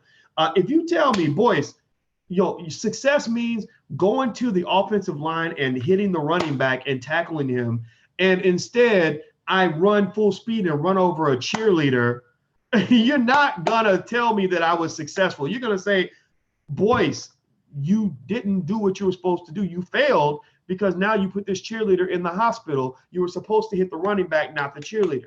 So black people are trained to miss the target because you're given the wrong target in the first place. The target you're given is white supremacy and donating to white supremacy. Really the target should be your community. So how many resources in our community are lost because we're giving them to white folks? How much of our money, how many trillions of dollars have we given away to other communities? We have basketball and football players that are the best in the world, and all that wealth is going away. The NCAA is collecting about $1.5 billion a year from black people. They are literally sucking the money out of our community like a damn hose, like just literally like hitting the pipe and sucking it out of the black community every year. And we're excited because, well, my baby gets to go play at the University of Texas. My God, he's successful now. And they are sucking the wealth out of your community. They're like, oh, black people, they are such good athletes. You can't find better athletes than you find in the black communities. So they're sucking it out, and we're happy they're doing it. We're like, here you go, serving it on a platter, right? Black spending, how much money is being sucked out of the black community with nail shops and hair salons and other businesses that are set up in black neighborhoods all across the United States, right? How much of our labor is being sucked out of our community where we have millions of people donating 40 hours a week of hard labor to building corporations that are not owned by anybody black? Right? How much of our expertise is being sucked out where you got black people that are executives and high-level managers with all the skill in the world, all the ability to do everything that we would need to build whatever we want to build, but they're building these things for other people, right? Like, so literally our resources are just being sucked out. China is a country I was obsessed with studying because China will not let you do any of that shit. China will not let you suck them dry and give them nothing back. You are definitely going to have to give them something back. And really, they're not even going to let you even come in and even structure any sort of deal that is not in their favor. You're not just going to give back. You're going to give it up. You're going to give it all up. They'll take it from you, but they're not going to let you take it from them. So they push their people. They pressure them. They just say, if you ain't giving back to China, we're going to kick you. We're going to kick you in your ass. We will ruin your reputation. You are not a good citizen. You are not accepted here. In the Jewish community, if you go off to Hollywood and you make $100 million and you're not giving back to the synagogues and the schools and all that, then you are not invited to come to the synagogue. In other communities, they do not let you take, and bring nothing back home. Just like when you go out and your family's at home hungry and you go out and you have a nice dinner at a nice restaurant, and your mother says, well, bring something home for your brother and sister, you better bring something back home, because if you don't bring nothing back home, we're going to be upset with you. Let's keep going. Number 9, they tend to go where the money is. The Chinese government makes fast adjustments when it comes to education and other areas to take advantage of economic opportunities, whether it's everything from crypto to real estate to computer technology. They're very, very quick to adjust and go where the money's at, right? And it makes me think about, a college student, a college graduate I talked to who was talking to me about sort of trying to figure out how to build wealth and everything. And I remember asking this young lady about her financial situation. And I remember she told me that she makes about maybe $35,000 a year, and she's about $85,000 in debt. And I said, what did you major in school? And she said, I majored in social work. And I said, social work's a very noble profession. That's really good. We need social workers. Social workers are great. I said, but why did you pick social work, and have that much debt? Because I don't really know if a social worker can pay off $80,000 in debt. It's very difficult to do. And she said, well, I did it because that was what I wanted to do. Like I majored in what I enjoy. And I said, okay, I understand that. I appreciate that. I think following your passion is important, but I think also following the money matters too. Now, so what I said to her was, I said, maybe if you, had also studied entrepreneurship to supplement the fact that social workers don't make very much money, you might have been able to better overcome this massive amount of debt, because I don't know a lot of social workers who can overcome what you're dealing with right now. And so ultimately, I think that there has to be an understanding within Black families that when you send your children to college or to trade school or to whatever they want to do, a couple of things have to happen. Number one, they should know how to start a business by the age of 12. Every Black child should know how to start a business for their own economic survival, even if they never plan to be an entrepreneur. And then number two, they should have some idea of where the money is. You can't just do, you can't just do what you want to do all the time. You have to go in a direction that's going to make sense economically. So the Chinese tend to move toward the economics, and you think about this. This makes sense. If you're thinking about the economics and you're pursuing the economics, then you're going to and you want to understand the economics, then you're going to be economically better off, right? If and I'm thinking, pay attention. Think about this. We have a lot of people that are obsessed over money. They worry about money. They are out begging for money. They are doing nasty things to get money, maybe stealing from people or having sex with people they don't even like to get money. And so they're stressing out over money. They're going through hell over money. So if you're going through all that over money, why wouldn't you spend a lot of time understanding money and where it comes from and how to get it and where it's at? Like, seriously, it just doesn't make any sense, right? Even if you look, some of the smartest, most interesting economic entities are like strippers. If you ever, I went to a strip club one time because my brother, it was his bachelor party and I had to like watch his back. But that was the only time I went. But when I went, I found it interesting. I observed the instincts of the strippers, and I noticed that the strippers tended to just know where the money was at. They knew who had the money. They could tell who the ballers were. They could tell, like which dances to do that was going to that's going to make it rain on the floor. They just sort of knew what to do to go get what they needed, right? It was like a sixth sense, like just a superpower, where they just knew where the money was at. And I was like, maybe, to some extent, maybe there's something to that. Now, again, I'm not trying to say we should all go get on the stripper pole. Don't do that. That's not a good idea, in my opinion, unless that's what you want to do. And I'm not going to judge. But I think it does speak to this idea that people who tend to pursue, people that choose what they're going to pursue, they tend to be more successful at pursuing it, right? So for us as Black people, I think I want to know, are we having conversations about where the economic opportunities are in your household, which is your version of the Chinese government, in your household where you're the president, you're the king, you're the emperor, you're the queen?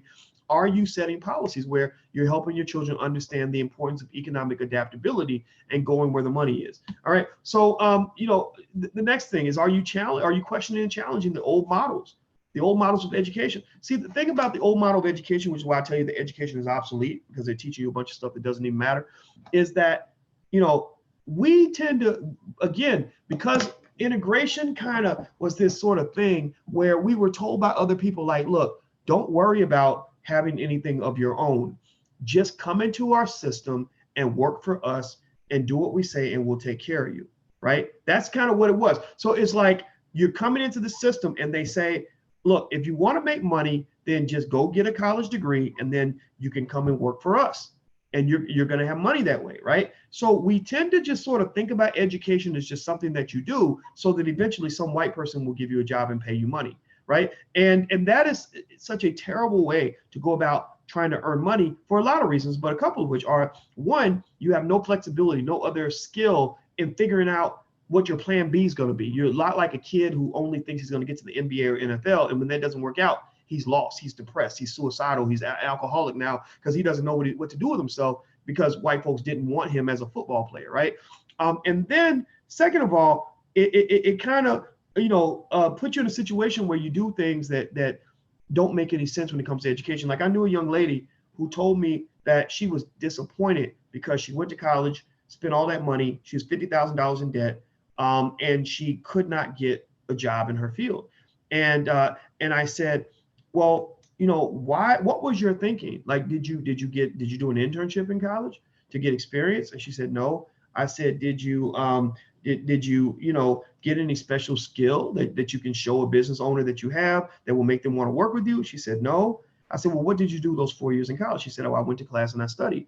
And I said, so you thought that just going to class and studying and finishing school was going to do what? And she said, well, I figured that meant somebody was going to give me a job. I said, but why would, even if all that you're looking for is a job, why would I hire you if you have no skill? Why would I hire you if you can't prove to me that your college degree translates into you actually knowing how to do something that's going to help me as a business owner to actually solve important problems and make money? You know, and so that lack of critical thinking is what happens when you get into a robotic thinking, where you just think, if I follow this path, then there'll be a pot of gold waiting for me at the end of the rainbow. And then you get there and there's no pot of gold. There's just like a pot of crap. And you're like, whoa, wait a minute. Like, this isn't fair. I was duped. I was duped. Yeah, you were, but you kind of let yourself be duped, right? Anyway, moving on. Number 10, this is very important. China just sort of always puts China first. China, they don't put the interests of any other group ahead of their own. This is important for Black people to understand, because with our slave thinking and our slave training, we really do a good job of putting everybody else first. We are the most forgiving and the most giving group of people in the history of this world, I think. You know, we will forgive. You could go and literally do what Dylan Roof did. Remember, Dylan Roof shot a bunch of Black people in a church for no reason, just because he just wanted to. And we were trying to forgive him. Like, there's something deep there where we just offer ourselves up for servitude. I think it's linked to low self-esteem, a lack of self-interest, etc. The Chinese don't do that. The Chinese, they always make sure Chinese interests are represented. And if you go to China, one thing you'll notice is that there is no Facebook that you can access in China. You can't go to facebook.com. If you try to go to facebook.com using Chinese Wi-Fi, it will block you. I tried to get on Facebook when I was in China. I couldn't get there. I tried to get to Google on China. Couldn't get there. Try to get to YouTube on China. Couldn't get there. Try to get to Gmail on China. Couldn't get there. And you try to go to every country in the world I visited, I'm able to call the Uber, except Guyana. I couldn't do it in Guyana either. But in China, no, there is no Uber. The Uber app does not work. Uber app says, you know, sorry, there is no Uber around. You go to anywhere, Europe, South America, all that, they got Uber all over the place. Not in China. It's not a coincidence. It's because they said, you're not gonna come in and make money off us and not take care of us first. In fact, we don't even really want you around. We want to learn what you're doing so we can learn how to do it ourselves. So ultimately, they created their own Facebook, their own Google, their own YouTube, their own Uber, and they're keeping the resources for themselves. Your family, your community, I believe, should do the same. I think that I had a conversation today with a brother who runs a hair salon, and this brother, you know, literally. We were talking about, you know, his competition with Koreans and others that have similar companies, and he had no hatred against anybody. In fact, some of them actually help him supply the product. But there was a discussion about the fact that Black women spend so much money on hair, and most of that money is not going into the hands of Black people. And it's also tragic that when you say that, we're not offended by that. Like, we don't see that as a problem. There are many people who just are like, what are you talking about? This is not interesting. I'm gonna go watch a video on World Star Hip Hop, or I want to go find out about Beyonce's twins or whatever, right? There's a lack of interest and lack of understanding of how the economic game is played. And that comes from kind of a lack of training and a lot of brainwashing. So what I want you to do is take accountability of whether you're putting your family first. Are you putting your family first? Are you putting yourself first? And are you putting your community first? Doesn't mean you don't form partnerships. You can do that. But you must ask yourself, what is my family getting out of this? So one question you have to ask if you're employed by other people is, you know, are you spending more time with your kids, or are you spending more time with your boss? Well, if you're spending more time with your boss benefits. You spend more time with your kids benefit, right? How do you adjust that? Is there a way to adjust that process? Are you spending more money with your community, or are you spending money with other communities? You know, are you spending more money? You know, literally go through your budget, kind of look at it, kind of think it through. Like, say, gosh, I'm spending a lot of money. Who am I spending the most money with? Now, it's hard to spend all your money with Black folks because we still have to develop the infrastructure. We have to develop enough companies that offer all the things we need so that Black people can get all the things that they need, right? The Black community can. So, but we have to develop that infrastructure in two ways. One, psychological infrastructure, meaning people have to be ready to support these businesses when they exist. And then two, we must develop those economic fighters that will be prepared to build the future, that will build the corporations that will make, you know, the coffee cups and the watches and the iPhone cases and the water bottles and the staplers and the notepads and all these things I've brought into you. Everything I just showed you is connected to a company that's making millions of dollars a year. Some of them making billions, right? The company that made this tie is probably making millions of dollars. This shirt, this vest, these Nike sneakers down here. Colin Kaepernick. I got a pair of y'all think I don't believe in wearing Nikes? No, here's a pair of Jordans. These are fly Jordans. I love these Jordans. And and these Jordans are made by Nike, and Nike they're smart. They figured out, hey, we put Colin Kaepernick in the ad, black people will give us money, we win, right? Nike wins, Kaepernick wins. Does the black community win? I don't know. That's up to you to decide. Moving forward, but check this out. They didn't win your heart with economics and economic returns. They won your heart with symbolism, and that's what we have to get away from. You were excited to buy Nike products, more Nike products. Some of us were, because we love Colin Kaepernick and we feel that they're supporting Colin Kaepernick means something to us. And it does, psychologically and symbolically. But most of y'all don't know Colin Kaepernick. Most of y'all didn't have a change in your life as a result of that Nike ad. So we have to know the difference between substance and symbolism. You provide your own substance. Other people will provide you symbolism and sell that to you. Okay, so just kind of make sure you always know the difference. Now, here's a little video I took, a very short video. It's 1 minute long, and it kind of shows when I was walking down and looking at all the different vendors and merchants in China, and I was really impressed with the Chinese merchant culture. And so you see this here. In terms of how the hustlenomics works in China. Look, everybody got a business. Everybody, now this is a tourist destination, of course, but I guess they're pushing out rental cars. You go up here. There's a standardization in terms of how items are sold. A lot of places you go, you see a lot of the same stuff or the same type of setup. Just people. I don't think they have a strong welfare system here. So a lot of people, they don't see themselves as entrepreneurs. They just see themselves as people who are feeding their families. So you see here, you got she's selling different kinds of jewelry and stuff like that. And where are we going? Okay. Now, what happened there was they called me and it was time to go. Those of you who can't see it, if you're on Facebook, you can't see it. If you're in Instagram, you can't see it. If you want to watch it, go to drboycetv.com. That's my YouTube channel, drboycetv.com. And make sure you subscribe also. And if you're there on the YouTube channel, hit that thumbs up button real quick for me if you don't mind. But the interesting thing I observed is that, I bet you that 95% of the entrepreneurs I saw in China never studied entrepreneurship, never got a college degree in anything. It's not like they went to business school to start a business and to run a business. I think that you want to get rid of this false idea that in order to start a business or become an investor, you have to have all this training and this magical ability that comes because you spent $200,000 going to a university. Entrepreneurs are people that have good instincts. I did a short video where I was showing, I said, now I want you to watch what happens when I walk up to this table, and I want you to watch what this lady's going to do. What she's going to do is she's going to follow my eyes, just like in football. When I was a defensive back, they would say, follow the quarterback's eyes to see where he's going to throw the ball. And I said, she's going to follow my eyes. The minute she sees me looking at a product, she's going to start doing business with me. So she's going to, so I looked at something and I kind of peeped over and she's like, oh, you like this? And she picks up and hands it to me and she starts talking to me about it. And then she starts negotiating and she's trying to get that sale. And she gives me a price. I say, oh, it's too much. And I know she's going to say, she immediately gave me a different price. And we went back and forth. And then I said, well, I want this too. How about if I get both of them? And then we made a deal. And the thing was that her instincts were that she's like, I'm not going to let this person get away without getting that money. And she didn't learn that in business school. Most people that go to business school don't know anything about how to start a business. Most people that go to business school don't have the skill to build the future of the Black community. Most people that go to business school only have the ability to survive within a pre-existing, pre-created system.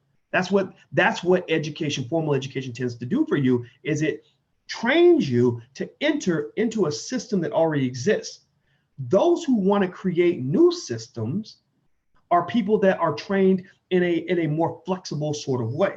That's why I'm a very big advocate of homeschooling. I'm a very big advocate of schooling your child on the internet, having them watch videos to learn what they need to learn. That's why we created the Black Business School, to build the future of the Black community. It's sort of one of these things that you don't figure out until you're 40.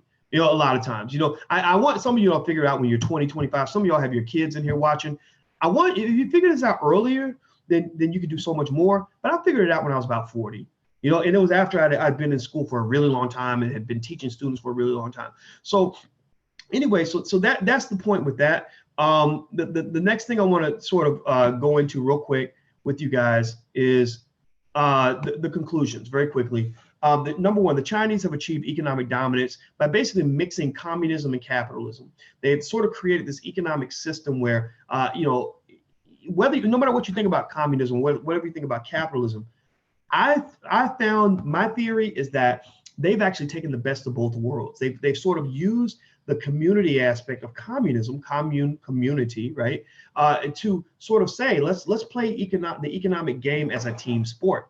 If we all play together and we're on the same page, we can really kick some butt. So in your own family, you can, figure out how to get on the same page and play economics as a team sport. So instead of all of you running out and each of you serving an individual white man, the sister is a doctor, the brother is an engineer, he works for somebody, the other brother is a carpenter, the other sister is a social worker, and each of you work for your individual people, and you're each individually making these massive donations to white supremacy by doing 40 hours a week for somebody who is outside of your community. Why not come together in a communal aspect and say, how do we bring it all back home? How do we bring all this skill back home and create something that is ours, something that becomes our family bank, something that becomes our family empire, right? So the next thing, this is not rugged American individualism. In America, they teach you capitalism in a way that's very selfish, very individualized. That's not going to work. It's going to eventually lead to the fall of America, I believe, because we're going to create massive wealth disparities where the 1% are going to control everything. And then eventually the 99% are going to just take over everything. I do believe that. It's a collectivist model of economic growth. It's worked very, very well, at least right now. It's not perfect, but it's working very, very well. It also gives the country a huge advantage over other countries that do not know how to work together. So countries that are divided, like the United States, have a hard time taking on and competing with countries that are united, like China is on the surface. Again, beneath the surface, there's a lot of volatility, there's a lot of disruption, a lot of chaos, but at least in general, they have kind of a collectivism that I think serves them very, very well. More conclusions, Black families are not typically a democracy. They're actually more like communist dictatorships. The mother, the father make the rules, and it's about the whole commune, it's about the whole family, but at the end of the day, the people at the top are making all the decisions. This is not always a bad thing. What this means is that you can get everybody on the same page. You can say to all your kids, we don't even care what's happening in the Black community outside this door. We don't care about Cardi B. We don't care about Donald Trump. We don't care about what the white supremacists are doing. We don't care about what the white corporations are doing. We only care about what other people are doing to the extent that it can help us figure out what we're going to do up in here. And in this house, we are collective. We have policies in place. This is how we educate our kids. And my mother, again, with her being a 17-year-old single mom, a lot of her friends had kids at the same time that I grew up with, little boys, little girls that I remember seeing when I was a kid in daycare and whatnot. And most of those kids did not do well. Many of them, some of them are dead, some of them are in prison, some of them are unemployed, some of them are addicted to drugs. And my mother, I do know that one thing that was different about our household was that, and what allowed her to have a different outcome, her and my father to have a different outcome from most of their friends' kids, is that their policy was very basic. My parents I would say to my parents, like, oh, well, JoJo, he did the same thing and his mama didn't even punish him for more than a day. And my parents would always say, we don't care what little JoJo's mama did. I'm not JoJo's mama, I'm your mama. And this is how things are going to happen in this house. And because of that, we had a very different value system. And I think it played out very interestingly well in the sense that you don't have a lot of Black families where one brother is a college professor, the sister is a medical doctor, and the other brother went to an Ivy League school. You don't have a lot of families that come out of poverty and have that kind of outcome when both of the parents are working class.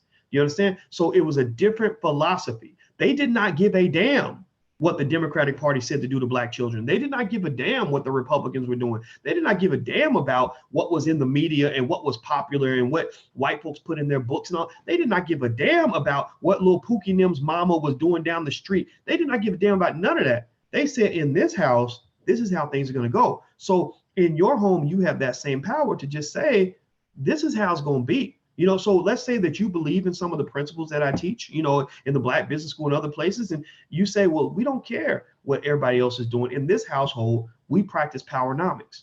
We don't care what everybody else is doing, looking for jobs and all that. In this house, everybody knows how to start a business. We don't care what everybody's learning when they go to public school. In this house, we learn Black history, right? We don't care what every other family is doing down the street, down the block. In this house, we believe in personal responsibility. We don't care what everybody else is doing in the neighborhood. In this house, we believe in protecting your credit, or we believe in saving 25% of our income. We believe in making investments. We believe in talking about real estate. We believe in building for the future, right? So that's what I'm saying to you, is that you have the power.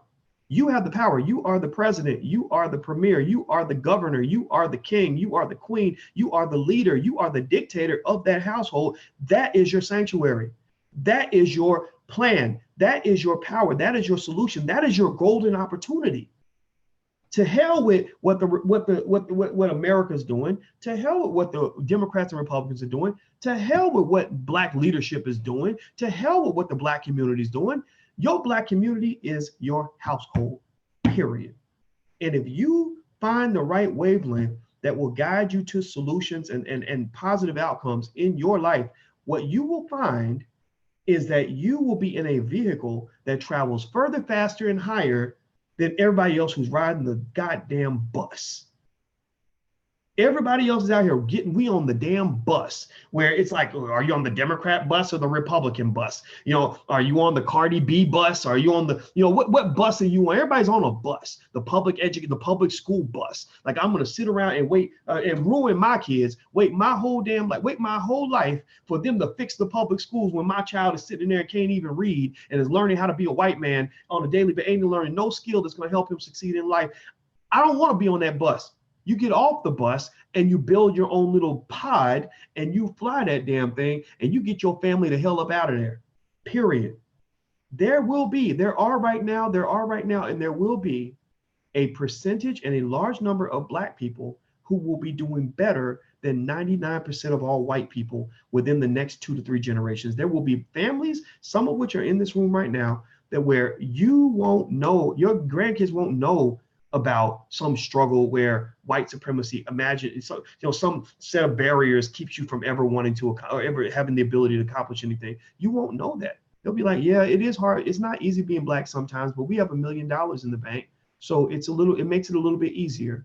You know, having, owning, you know, $5 million worth of real estate, it softens the pain of racism. And most white people I know, they're taking orders from me because I'm their boss and I tell them what to do. Right? Yeah, I know working for white folks in the workplace is really, really hard because they treat you really badly. And that's why in our family, we don't work for anybody. We work for ourselves. That's what your grandkids are going to say. So let me keep going. You should implement family policies to stimulate economic growth, enhance Black-centered education. Education must be premier. It must be primary, it must be extremely important, and it must be Black. Strong family structures. When you get married, stay married, do your best to do that. If you're not married, then get along for the sake of the kids, create a stable government in your household. Develop family infrastructure conducive to economic development. The books they read, the things they see, the things you talk about in front of them, the ideas that they're hearing on a regular basis should be ideas that are designed to stimulate economic growth and development. Keep your resources to yourself, minimize outside influence. The rest of the world is crazy.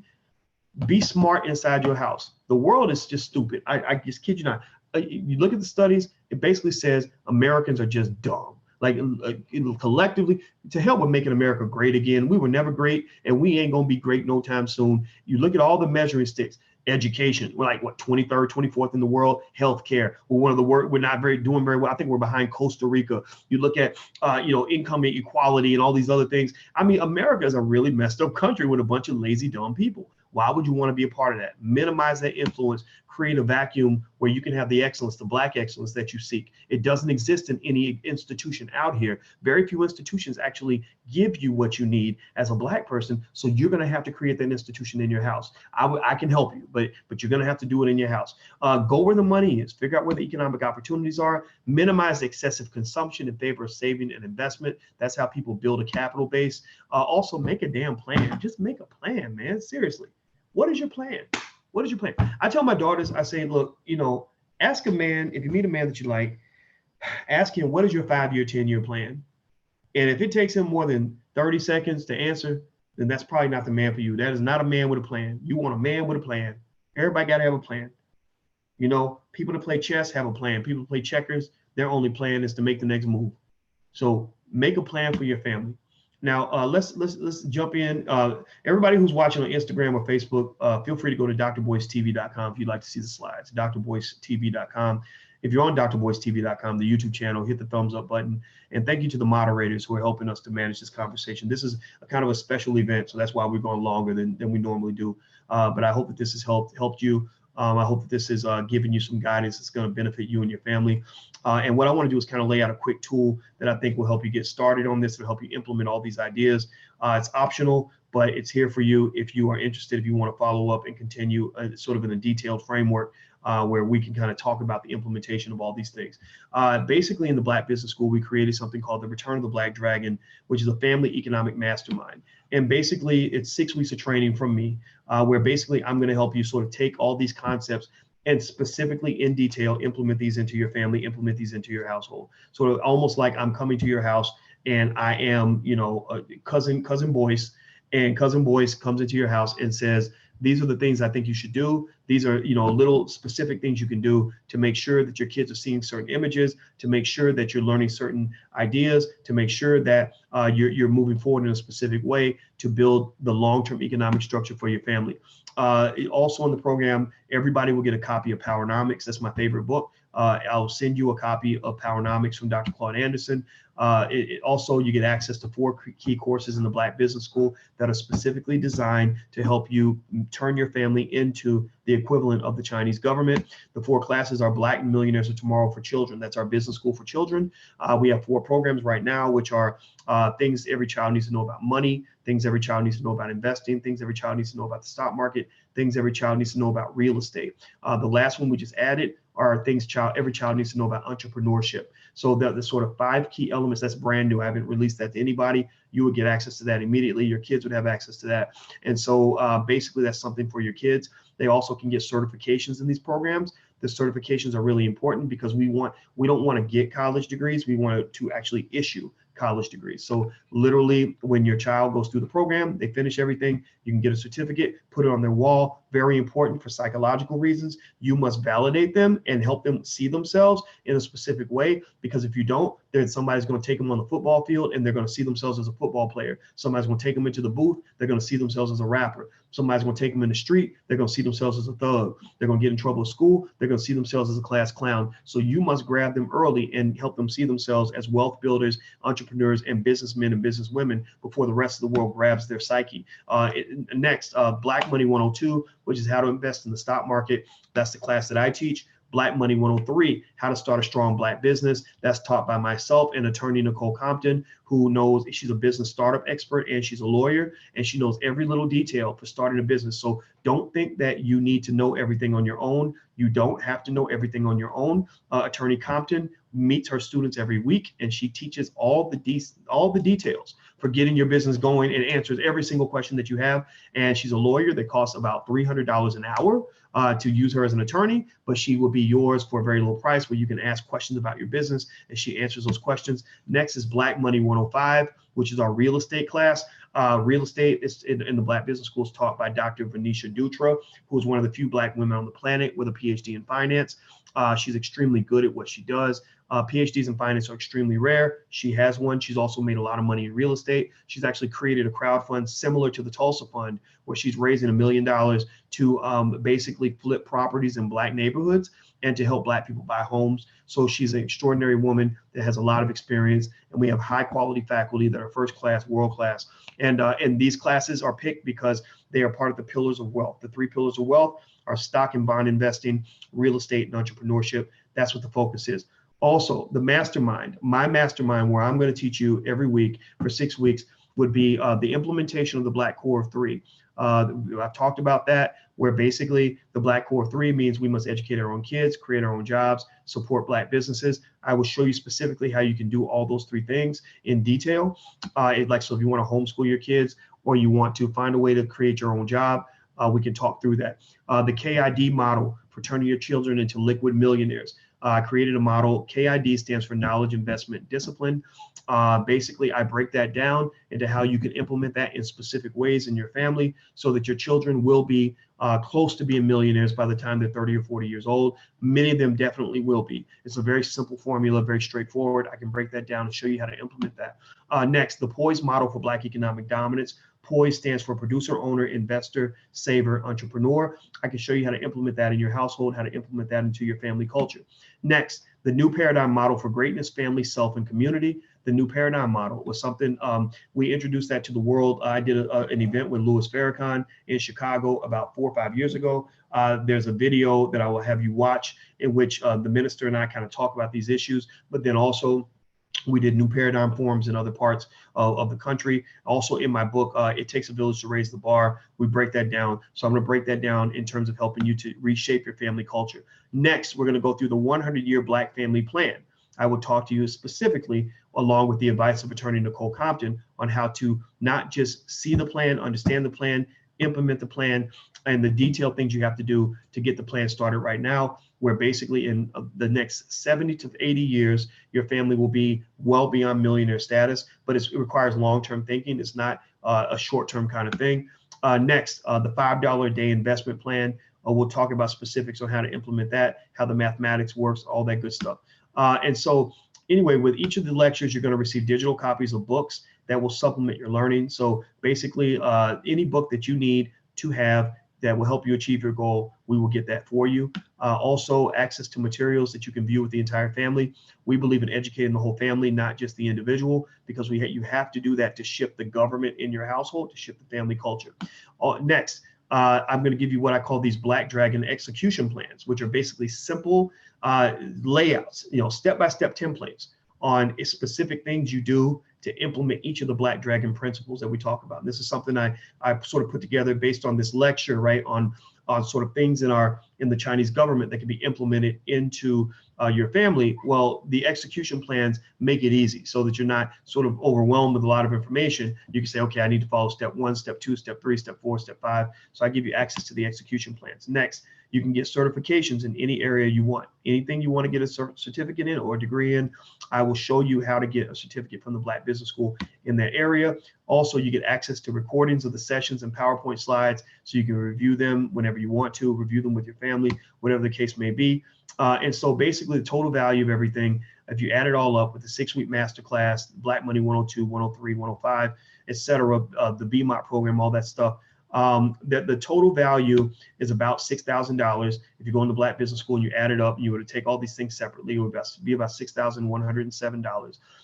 If you sign up today, if you want to sign up now, then you can actually sign up for just $190 or $999, excuse me. So $999 is the price that you can get it for right now. If you want to sign up, again, you're welcome to do other things, right? Universities, they teach certain things, not as good as what we teach, but they teach other stuff. And you go to a university and you get a degree in business, you're going to pay $30,000, $40,000, $50,000 a year. When I was at Syracuse, I think now the total cost to attend Syracuse to learn from people like me is about $54,000 a year. Same thing in places like Howard University, doesn't matter what school it is. And the difference also is that it's lower quality in terms of helping you as a Black person to achieve economic strength and independence. It's really trained to sort of show you little things that'll might get you a job. These are things that are designed to help you reshape the whole family culture and to think from a top-down kind of mindset as opposed to a bottom-up mindset. Bottom-up means I'm coming in as an employee and I'm hoping that I'll get the accolades and the awards and the opportunities that will help me grow to a manager or whatever it is. Top down means I start off as the owner. Top down means I start off as the boss. This is my empire And it is my job, my goal to take this thing that may not be much right now and turn that into a Black economic empire, turn that into something that benefits the community. So basically, that's the offer. The URL is blackdragondiscount.com. You can feel free to type that in, write that down. Feel free to go sign up if you'd like. And this is an offer that's made right now as a result of this presentation. I hope you guys will join. I've never done a mastermind before. Masterminds are great because it's a smaller group setting. It gives us a chance to really flesh out a lot of basic details. And so it's something that I think you would consider if you were somebody that, would take a class that would help you to, make extra money or whatever long-term, or to build strong family structure. I mean, to me, I would gladly spend $10,000, $20,000 if that meant that was going to change my life and change the lives of the people I care about and change my family for the next 50 to 100 years. You see, the thing about culture is that culture is something that is really intergenerational. Culture is something that, once you teach that to your kids, they're going to teach that to their kids, and their kids will teach that to their kids. Many of you have cultures in your own family where, you're doing things because your great grandma did it back in 1940, and it just sort of stayed in the family, right? And so what I'm trying to say is that rather than letting culture happen, coincidentally and accidentally, I'm saying let's be a little more deliberate about the shaping of culture. Let's literally say, imagine if you lived in 1918 and you could visualize the year 2018. What would you do in 1918 that would impact your family in the year 2018? So I'm saying, instead of thinking about it from 1918 to 2018, let's think about it from 2018 to 2118, right? So feel free, the URL is blackdragondiscount.com. Somebody please type that in, blackdragondiscount.com. This is about sort of being very deliberate, very intentional about the future of your family. Now, if the price is a lot for you, we do have a payment plan. The payment plan is $3.99 per month. So if you go to blackdragondiscount.com and you want to do the payment plan option, don't do the other options, because the other options are the regular prices for the the whole program. The regular prices are much higher. You can go to the page and you can actually hit the payment plan, which would be $3.99, 3 payments of $3.99, and you have access now and forever. So literally that's pretty much what it is. I hope you guys will give it consideration. I would definitely say I would put this on my beloved grandmother's grave. If I had a child and I, had a choice between sending them through a curriculum at the Black Business School versus sending them to a white university, any white university, Harvard included, I would send them to a place like the Black Business School, because I would need them to know how to solve specific problems as a person of color, as a Black man, as a Black woman, as opposed to thinking that they're white and then being disappointed because they're not treated the same as white people. Now, here's a screen share of what you'll see when you go to blackdragondiscount.com. So you see here, you got the image of the dragon, and this is a special page. So you have the massive discount. So if you wanted to do the 1-year option, you could go with this, the $9.99 per year. If you wanted to go with the 3 payment plan option, you go to the one at the bottom, 3 payments for $3.99 a month. And also there's a 30-day 100% money back guarantee. So that means that if you're not happy for any reason, we have an excellent customer service program at the Black Business School. You can email support@theblackbusinessschool.com and they will give you your money back. We are very happy to give refunds if necessary, because we don't want anybody unhappy.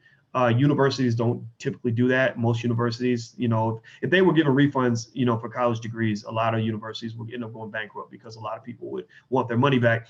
We don't mind giving refunds because we don't want you to be unhappy. We want you to feel like this changed your life and made your life better.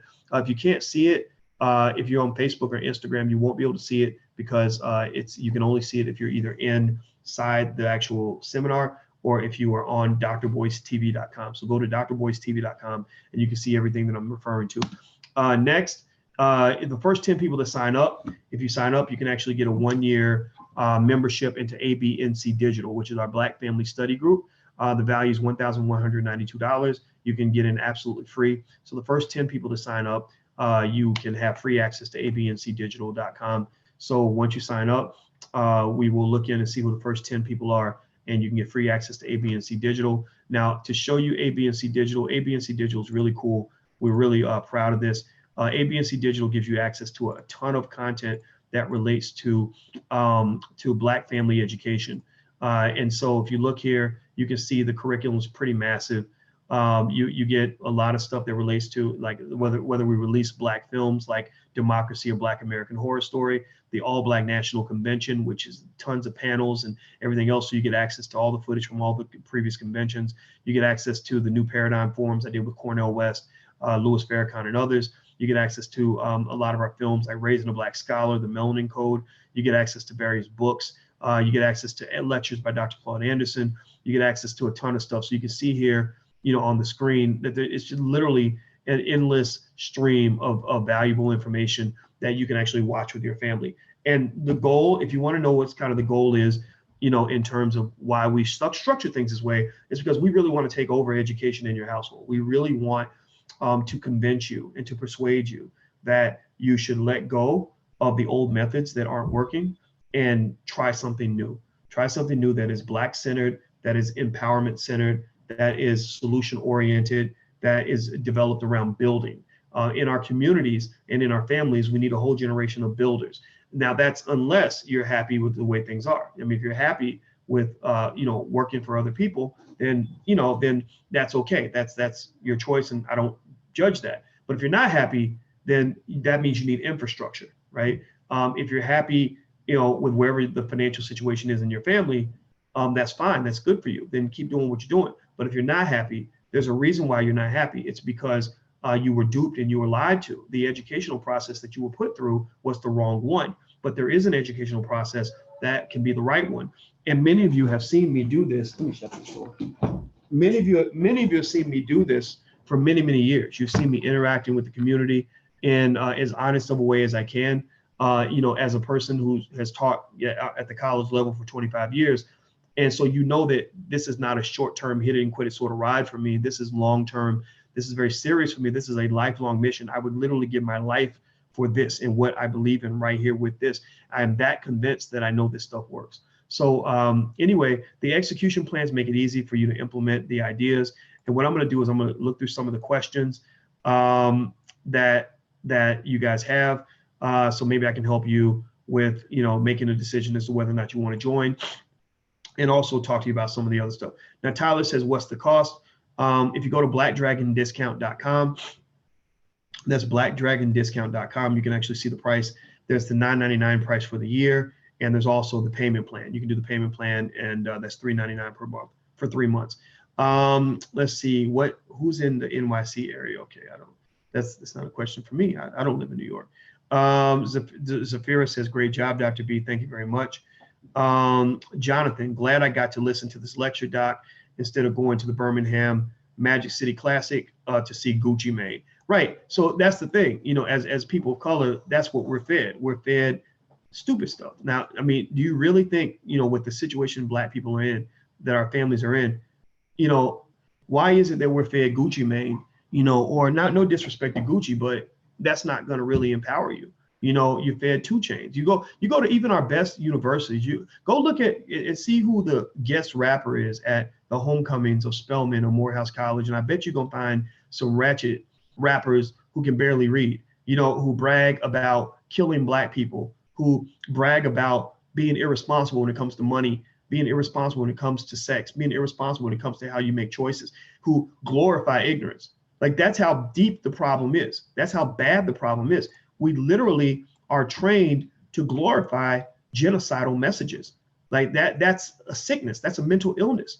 That's something that we as a community have to address. If we can't address that, then my God, what future can we have? And so I'm not saying that the whole community is going to do this. I don't think the whole Black community is going to get this. I think I will live and I will die as a person who was known by many, but unknown by many more, right? Where there are many more people who saw me and saw what we were talking about and said, that's stupid. I don't want to hear that. I'm gonna go find out what Cardi B is doing on her Instagram.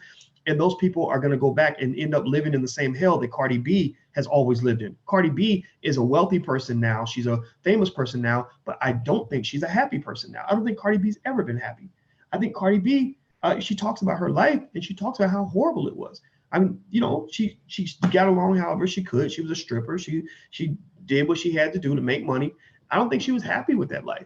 And then now you look at all the chaos all the psychological dysfunction that comes out of her mouth. Pay attention to the words she says and the way she responds when she's beefing with everybody. She's not a happy person. This is the mental illness that's fed to Black people, and you believe that this is success. This is not success. This is not a good outcome. So anyway, let me keep going. Eric says, I personally feel a Dynasty Trust clearinghouse for Black Americans will help people save only modest amounts. These trusts would have a minimum of 50-year terms. Yeah, Dynasty Trust, that's a good idea, actually, Eric. If you go in the Black Business School, we actually have the Black Legal Program, which is a law school for people that don't want to be lawyers but want to know the law. And we have attorneys that teach in that Black law school. And basically, the first thing that attorney Nicole Compton taught was the details on how to create a trust for your family so you can implement the 100-year plan. So in fact, any of you who join the mastermind, if you want to get access to some of that material, I can get you access to that as well. It's really powerful stuff. It'll change everything for you. Let's see here. How much is enough money to make it work for you? I used to think that you needed a lot of money in order to make any money. They always say it takes money to make money. But the thing is, you have money. If you didn't have money, then, you wouldn't be able to go to McDonald's or go to the movies. When the Black Panther movie came out, you would have said, I can't go see it because I don't have any money, right? When Colin Kaepernick did the Nike ad, and those of you who own Nikes would have said, I can't get Nikes because I don't have any money. Or when Beyonce comes in concert, if you love Beyonce, you would say, I can't go see Beyonce because I have no money. So if you've never been able to afford to go see Beyonce, never been able to afford to go to the movies, never been able to afford to go to Popeye's Chicken, then you've never had any money. But most of you can. So when they say it takes money to make money, then understand you do have money, and which means you can make money. What happens is that money grows like a tree. Trees do not start off as these big, massive objects that weigh 200-300 pounds. Trees start off as tiny little seeds that don't look like much of anything. But a person who's intelligent about the way plants grow will plant those seeds, and they know that if they give it enough time, those seeds can grow into massive trees, right? If you look up the size of seeds for even sycamore redwood trees, things like that, those seeds are not very big. They're very tiny, right? So money's the same way. Those tiny seeds matter. The question is, are you planting them or are you throwing them in the garbage? So it doesn't take much money to make money. Let's see, somebody said that the slides were not advancing. Oh, wow. I hope I feel bad. I hope that wasn't the case for a long time. If it was, I apologize. I'm gonna have to go look at this, and maybe I can make the recording available, because I thought that the slides were advancing. But I hope that the lecture benefited you, for those of you who didn't see the slides advancing. Let me know if you saw the slides advancing at least part of the time. Let me know in the chat. I'm gonna look in the chat, because I was so caught up in everything, I didn't get to see everything. So tell me, did you see the slides advancing, or did you not see the slides advancing? Let me see. Let me know. Okay, Robin and Belinda and Tommy says no, but Ben says we didn't see the vacation photos. Okay. Oh, you didn't see the vacation photos. Slides not advanced. Yes, that was an old message. Okay, some people are saying yes, some people are saying no. I'll have the recording. I'll make that available to you. Just make sure you're subscribed so I can send it out to you. If you subscribe at drboycetv.com, I'll let you guys know you can watch it. Okay, Gilberto says no. Oh wow, sorry about that. But anyway, let me show you. Let me pull up the slide then for the program, so you can at least see some of that. And so basically, the ABC digital program, that's the special offer you get if you're one of the first 10 to subscribe. The program, the Black Dragon program, comes. Here's the price here. Here's the URL, blackdragondiscount.com. Here's the total price is $9.99. If you want to do the payment plan, you can do that for $3.99. You can see that here. Also, if you want to see the vacation photos, I can show you those. But anyway, let me shut this down real quick so I can answer more of your questions. Okay. Okay, so let's see, slides were advancing fine on YouTube after the vacation photos. Okay, so some people were able to see them, some weren't, but I hope you guys got the message. I hope you guys understood what was communicated here. I hope that the conversation was beneficial to you, and I just want to see you win. So if you have any more questions about the program, feel free to pop them in. You can speak now or forever hold your peace. Let's see here. Siobhan says, when are your kids' financial books that you displayed in the All Black Convention going to be available for sale? Some of them are available for sale now at drboycebooks.com. If you go to drboycebooks.com and you type in, children or kids or financial books or workbooks, you should be able to find them that way. How do we find out more about the real estate fund that Dr. Dutra started, says Kennard. Dr. Dutra is going to come in this week, and I'm going to set her up to speak to you guys about it, and you'll have the chance to invest. It's going to be in Houston, where most of the investments are going to be made. So we're going to actually do an event in Houston also. Let's see here. How do I start building credit for my high schooler? I would say letting them borrow money or having a credit card in their name is a good way to get started. And then there are other ways to build credit, taking small loans, paying them back, things like that. That's how you build a track record. Janala says, do you think that the reason why China has successful communities is because it's a monolithic society? Absolutely. I think that being uniform actually benefits a community in general, because everybody can get on the same page. The key is you have to have good leadership. You have bad leadership, then it's not going to work, right? Tommy says, you're awesome, proud to be a student. Well, thank you, man. I appreciate that very much, Tommy. Harlan says, how is the air quality in China?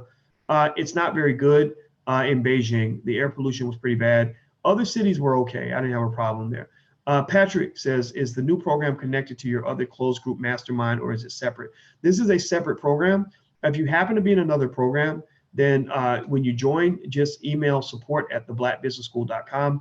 And if you email support@theblackbusinessschool.com, they will actually give you, some free stuff to kind of make up the difference. And they'll work with you and kind of work within your budget so that you can kind of keep the program you're in and still add this in as an add-on. So they'll give you a special discount and they'll make it right for you. So feel free to check that out. Let's see here. Casey says, I don't know where to start. Maybe Dr. Boyce could help. Well, at blackdragondiscount.com, that's a great program where we basically start from where you are. Most of the programs have very, basic videos and content for beginners. And then you can become more advanced if you want, and you can get your certification. If you're in these programs, get your certificate, because that's really important. I want you to have that. And I want you to get used to valuing what you get from your community as much as you value what you get from other communities. I mean, that's extremely important. So the Black Business School, we certify you. We have PhDs just like the white schools. We have professors that are better than what you get at a lot of these other schools. Also, they're specifically designed to solve your problem. It's not sort of like, okay, we're gonna just do this stuff for other people and then invite you in. It's that we're here for Black people. That's the only reason we exist. Okay, so one more time, if you want to check out the offer, go to blackdragondiscount.com. That's blackdragondiscount.com. I'm about to shut this down and go to bed. Let's see, Teresa says, what about lifetime members already in your other programs? Do we have access to the other programs? If you're a lifetime member, Teresa, email support@theblackbusinessschool.com. They will take good care of you. They will make a special deal with you, and they will not stop talking to you until you are smiling. So just reach out to them, tell them that I told you to reach out to them, and they will set you up and make a deal. They'll manipulate some things, chop some prices, and make sure that it works for you. And thank you guys. I hope you guys enjoyed this. It was a long conversation, but sometimes you have to have a long discussion if you want to make long-term plans. If you want to make an important move in your community, important moves in your family. There are people, when I met with Louis Farrakhan, I'll tell you the story, then we'll be done. I went to go meet with Louis Farrakhan and 13 other economists from around the country. And the number one goal of this meeting was to plan the economic future of the Black community. So we sat in this room for 13 hours, 13 straight hours, all day long. And all we did was we talked about the future of the Black community economically, what can be done in terms of infrastructure, what are some ideas that can be applied. And the minister sat there the entire time. I'm 80-something years old. That's why I respect this man. Strong man, committed man, dedicated to the Black community. This man sat in this room the entire 13 hours. He didn't leave and say, well, I'm an old man, I need to go take a nap. No, he sat there the entire time. And we planned the future of the community. Serious people make serious plans. People who are a joke, they out partying. They're out enjoying the joke. They're out laughing. Jokers sit around laughing and playing and having fun, whereas serious planners make serious plans. So I encourage you to be serious about your family. Your children need you. Your grandchildren need you. Your greatest teammates in this economic battle are people who are not yet born. Your greatest teammates are people who are going to have a good life or a bad life based on whether or not you prepare for them. The people that need you are people that are going to be directly affected by the decisions you make today, whether or not you're going to make a move or you're going to sit still. It's up to you. Am I going to sit still and go with the status quo, or am I going to make a move? If you make a move, they will love you for it. They will appreciate you for it. You will liberate them from the chains that many people are feeling in their lives right now. If you don't make a move, then they're going to have the same shackles you had, and they're going to be repeating the same issues that you're repeating. If you listen to, if you read, if you pay attention to what Black people were writing and complaining about in 1960, 1965, you will find that it is very similar, very consistent with what Black people are complaining about in 2018. If you look at what, if you read The Souls of Black Folk and you see what Black people were going through way back then, almost 100 years ago, you'll see that it could have been written in 2018 because we're going through the same stuff. So the question is, are you going to have a family that is at a new plateau because you make that investment in them? Or are you going to have a family that's suffering from the same problems that you're going through right now, the same things that you've dealt with, right? That's a decision that's up to you. You're the leader, you're the president, you're the king, you're the queen, you're the premier. You make the decision, because again, I talked about China as a prototype for what we can learn from, but at the end of the day, you are the family government. You are the Chinese government in your household. So what's the government going to do? The move is on you. All right, the URL, once again, if you want to join the mastermind, first mastermind I've ever done anywhere, you can go to blackdragondiscount.com. That's blackdragondiscount.com. First 10 people get free access to A, B, and C Digital. Also, we start meeting next week. I'll let you guys know when we start meeting for the mastermind. We'll begin the implementation process. So feel free to give it a try. All right, guys, I'm out of here. Have a great day, and I will see you soon. And I think I'm going to go and lay down because I'm actually mentally drained afterward. Remember when James Brown used to perform, and then when he got done, like he would fall down to the ground. They had to put the cape on him. That's how I end up feeling after it's over. I feel mentally drained because I don't just teach with my mind. I teach with my heart and my soul and my spirit. Every single ounce of everything I am as a human being is coming out when I'm talking to you. And that's why sometimes I'll say things that seem crazy and outrageous and ridiculous and radical. Well, it's because I'm following my soul. And I believe that that's what it's going to take for us to win this battle. That's why nobody will ever defeat us as a community if we fight with our soul. So fight with your soul and you can win any fight, and go out here and win. I love you guys. I'll see you guys soon. Have a great night. Peace.